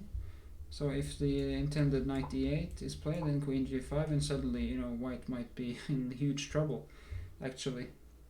I was thinking if there was some sort of knight d6, but I don't think there is. But what is the point here? h6, knight e8, queen g5, take it. Oh yeah, right. And then there's Yeah, but what about the a pawn? Is it running very? a3. Oh, knight c8. Ooh, so you have to play this, but then suddenly you're falling to a fourth. Skirkis is following us very closely here in Very the nice. analysis. Very nice for but h6 very cool idea, but it looks like the players are on top of the nuances here. They haven't made any big mistakes. They've played pretty much a perfect game. Yeah, this looks like a both very interesting and very well played game. Yeah, Lucas a2 and trying to promote. This is something for like the theory books or something. Well, at least in this variation, this is probably one of the the coolest games played yet. So very cool preparation by the players and a very high level play from there on. Yeah, definitely. Okay, this looks like a clean win though for Ellen, right? Yeah, I mean, because you if go you do for this, then this is completely yeah. lost. Two connected passers is good enough. Yeah. So I guess this, but it looks terrible for white. Yeah. This is lost. Mats Vespelingsen against Conor O'Donnell. White is pushing, or at least trying to get something. He will win a pawn here, I think, because you're threatening. C2 though. Yeah. Okay. Claiming that this is you don't have that much, do you? Really? I'm not sure. Can I do this? Yeah, maybe. Not sure where to go. Yeah. Yeah, well. Might be a draw still. How is 1 versus 2? Guess should be draw, but.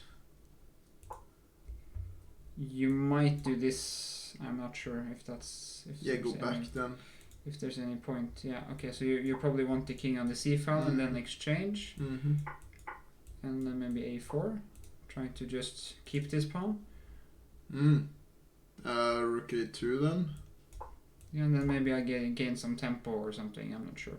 Yeah, perhaps.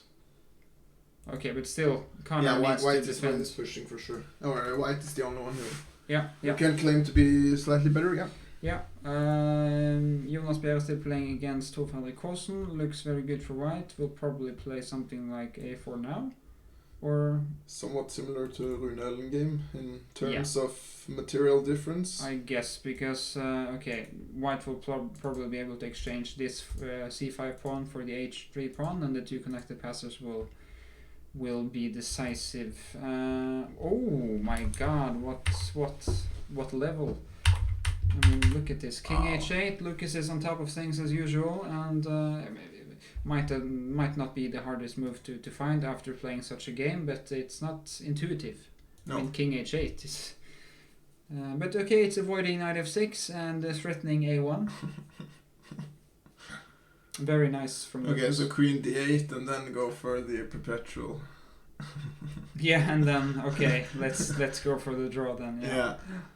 All right. h6 then maybe. Ooh. It's too late. Suddenly. And then back. And then back. Yeah. That's right. Mm.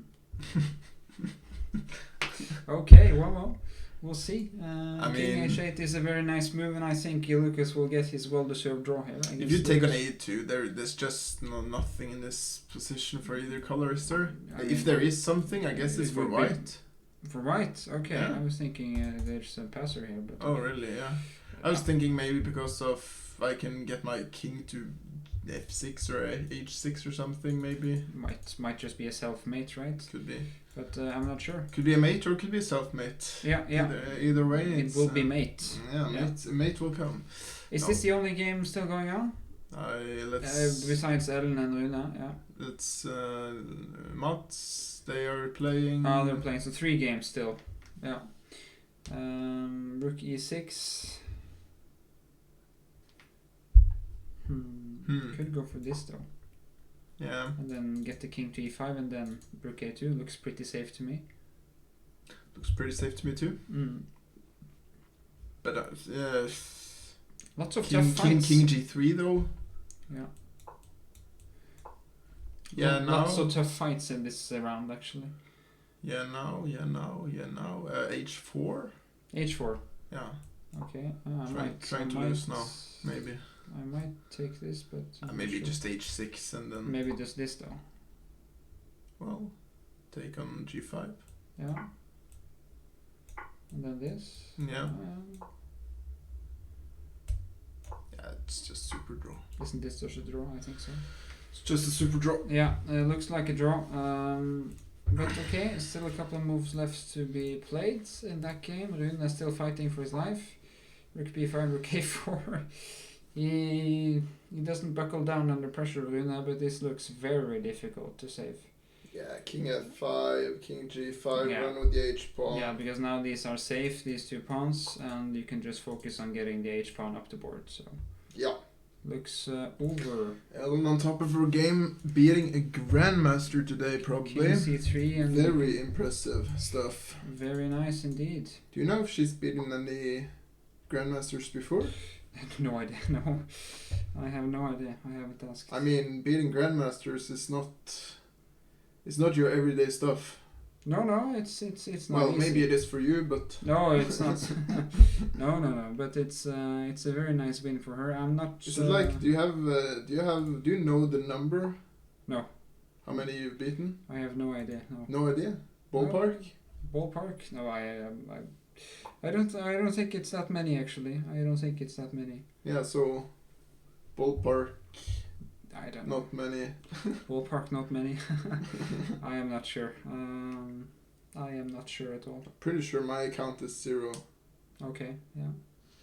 I nearly beat Vesterinen once, but I've it ended in a draw. I've beaten Heikki Vesterinen, I've beaten Mihai Suba, I've beaten Lajos Portish, former candidate in the World Champion cycle many years ago, but and Simon Agdestein 2 times, but not that many grandmasters on my CV. Yeah, generally they're pretty hard to beat. Yeah, I have a bunch of draws though. Yeah. Many draws. 25, 30 draws I guess, but not so many wins.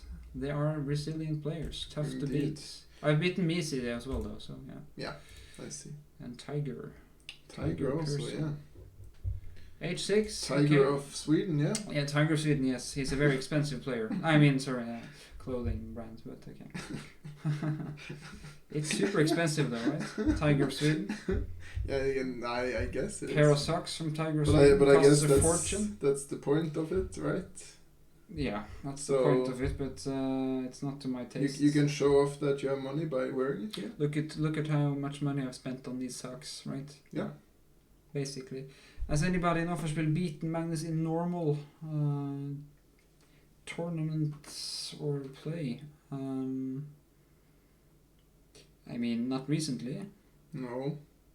I mean, Johannes Quisla beat him in a Norwegian under-10 championship many years ago. I'm not sure how many other players have beaten Yeah, and he Magnus. was pretty close at beating him in the pub yesterday. Yeah. But He was pretty close yesterday. I guess that's not within the parameters of the question. I guess not. I flagged Magnus in blindfolded chess, which I guess not counts as a official game, unfortunately. John Ludwig won, but he's not a member of Offerspill. That's right. He's in the Oslo chess party. Yeah, he's Oslo chess. That was Oslo Chess a Club, fun name to translate. Oslo Sjakkselskap to Oslo Chess Party, Yes. which is by no means is just any reflection of the club. Yeah, Yeah. a bunch of old or players. or any accurate translation for that matter. No, that's not the point at all, though. Yeah. Yeah. Who is Gurkis? That's GM Grandmaster Frode Urkedal. He plays for the chess club of 1911, Yeah. based in Oslo. He's a former Norwegian champion and he's a pretty sharp tactician. Yeah, indeed. Oh, we forgot about this game as well. Yeah, so Okay, we should... so Magnus was, not optimistic, but he felt that Frode Elsnes was doing okay here, and both players are in time trouble around here. 34. Grandmaster, what a nerd. No, you have to be a Yeah. nerd to be a good chess player, though. So it's Yeah, I It's mean, just you have to positive. accept to be a chess player. yeah, and you have to accept that players with ratings slightly below your own will be. You know what I Oh. wanted to do in this move instead of e5, e4? What rook? No. You don't know? Well, you have to give me a second though. Yeah. Bishop a1, No. which is Very nice though. which is kind of scholar mate attempt. Right? Yeah. No, I wanted to go rook h3 with another scholar mate attempt. Yeah, right. This one. Yes. Very nice. Maybe I will buckle up with rook c6. Very cool. Okay. Well, e4 played. e4. That's okay. So he's And then- he's going with your idea. Yeah. Looks very passive for black, but at the same time, this king on h1 not too well Safe, protected yeah. either. No. Yeah. Rook f4. Okay. Well, you don't want to push e5 because suddenly this knight comes to life and the bishop is dead. So I guess. Yeah, I mean the position, even though that there's not so many pieces left and the material is equal or balanced to some degree, it's quite sharp still. Very sharp, yeah. And white's of course going for the attack. Black wants to, I guess. Yeah, but white change. should be careful. One misstep here and then suddenly black is taken over, no? Yeah, there are some, variations where the pawn on e4 could drop. Yeah, I don't know. Play like queen h3 or something with black here. Queen f3 as well, yeah. I have to count on moves like this and this though, but Maybe knight e6. maybe knight e6, yeah. And if in You always have at this least and the then you- perpetual. So it's for sure something to think about for Lars Oskar, who is actually very low on Rook time. f1. Yeah, Rook F1. indeed. Instead of queen check f3, Off. there is rook f1. Of course, if you want to. What a nerd, right? Yeah. Thanks for that. Thanks.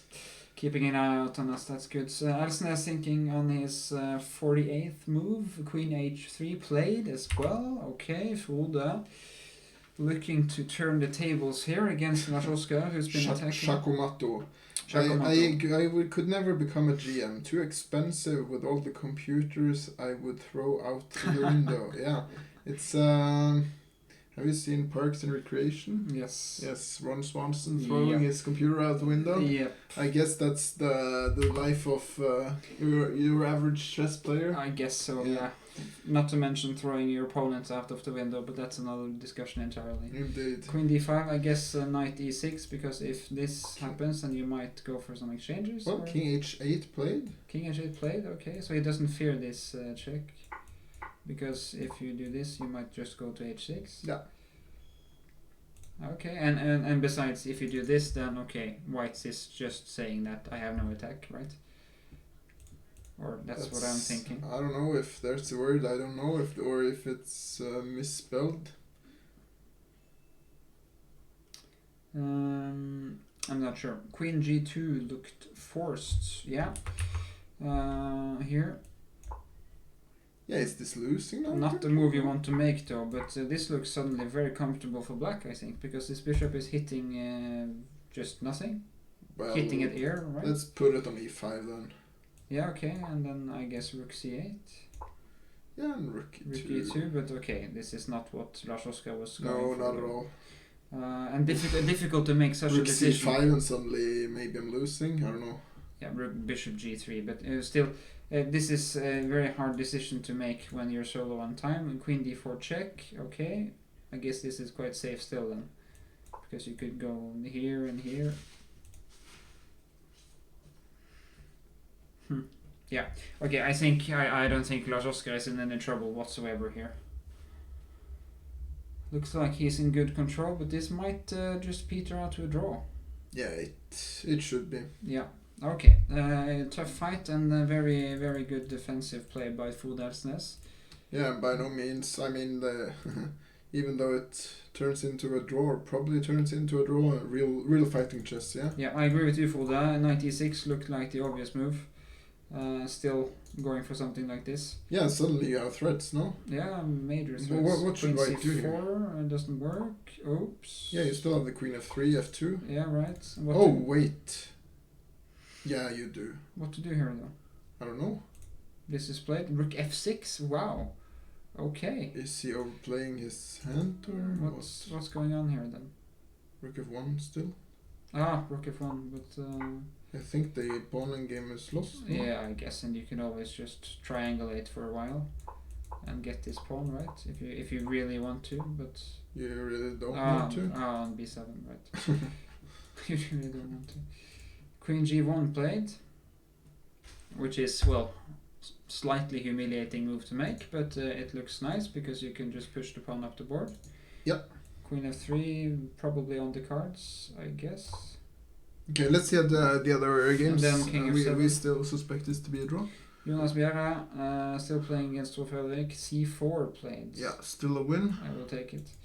Linus against Lucas has been... Ended in a draw. Yeah, that was after a h6. very good game.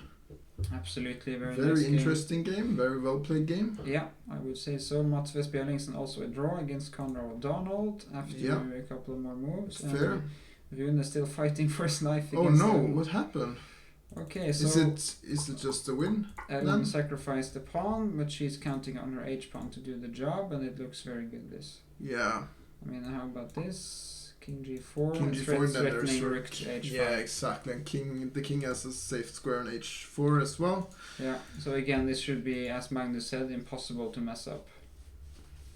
I guess. He didn't say it was impossible to mess up at all. Yeah, he did in some earlier line. Yeah. Okay, so rook e6. Just again aiming for this rook h6 move. Okay, looks like a very good. Can we link the you can the use games? You can use the command. Right. Yeah. Right. Okay. Looks like a very nice win for Ellen, who's had a fantastic start to the tournament. Yeah, she has 2.5 points. 2.5 out of 3, which is phenomenal. Still a long way to go, but definitely a good start for sure. Yeah, she is really on her way to a super result.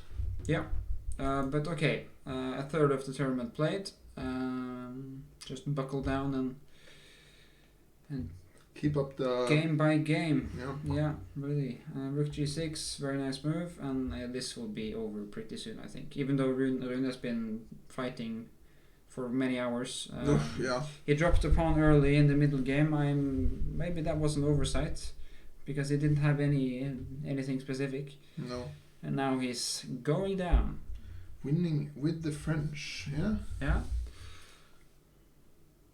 It's not my specialty, but it's... Not mine either, even though I did play French once in a classical game. You have? Yeah, I have.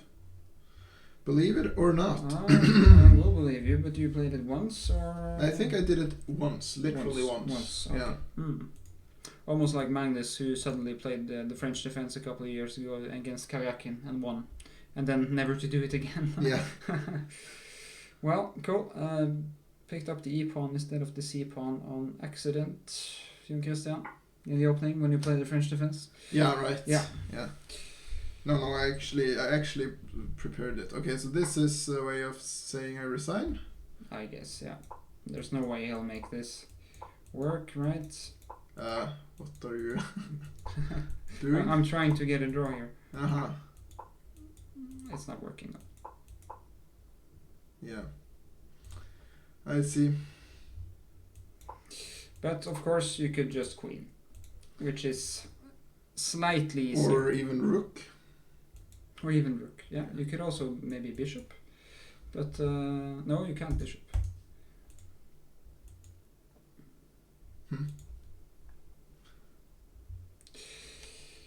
Anyways, guys, that was my small attempt to to make some excitement out of this last game. But of course, even though Black gets a total meltdown here and doesn't want to queen, it's still won. So nothing to be done for Rune, I'm afraid. It's going to be a very nice win for Ellen. Indeed. Yeah. Maybe he will let the time run out. Maybe. It's been a tough fight, and this is the last game of today's run, I think. First board? First board is... Okay, it's still going on. But bugged out here. Annoying. Right. I didn't notice until now. Okay, that's too bad. Okay, well... how is this then? Yeah, let's... should we call it a day and say... I think I think so too. I mean... I'm quite tired after... Ellen will win, and this is probably a draw. Fantastic stuff. Joachim is definitely in the top 20 in Norway, yeah? I'm actually number 20 exactly. Yeah, so definitely top 20. Definitely top 20. Sounds much better than number 20, yes. And also definitely. Yeah, okay. Well, thanks guys for watching. It's been a pleasure. Lots of fighting chess today. Yeah, should we find someone to raid? Sure, that's your department, I guess. Yeah, sure. Let's see here. I love the fact that I was corrected for not playing H2 in the Ellen game. So desperately trying to make some. Oh, there you have us. Inception, yeah? Oh. Reminds me, Tenet is coming in, released in 1 week, I think. Aseos, we should watch it. Yeah, you can, let's raid Chiquitas, which is, I think she's also... Question in the chat, Bergen Shot Club had a symbol with a Russian GM in the early 80s. Well, that's before my time. Might have been Bronstein though. He visited Sotra Chess Club at some point. That's why we have the Bronstein Cup in Bergen. I attended the Alexei Shirov's simultaneous exhibition, I think in 2001. I didn't play, but I was there.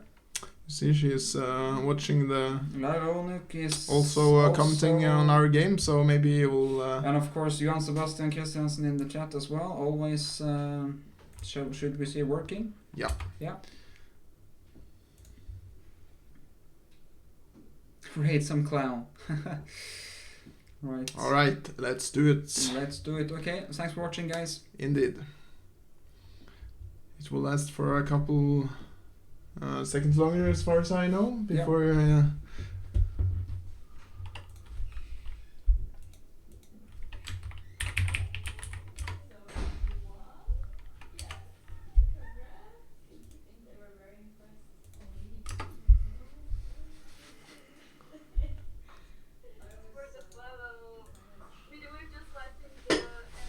Skal vi avslutte her nå?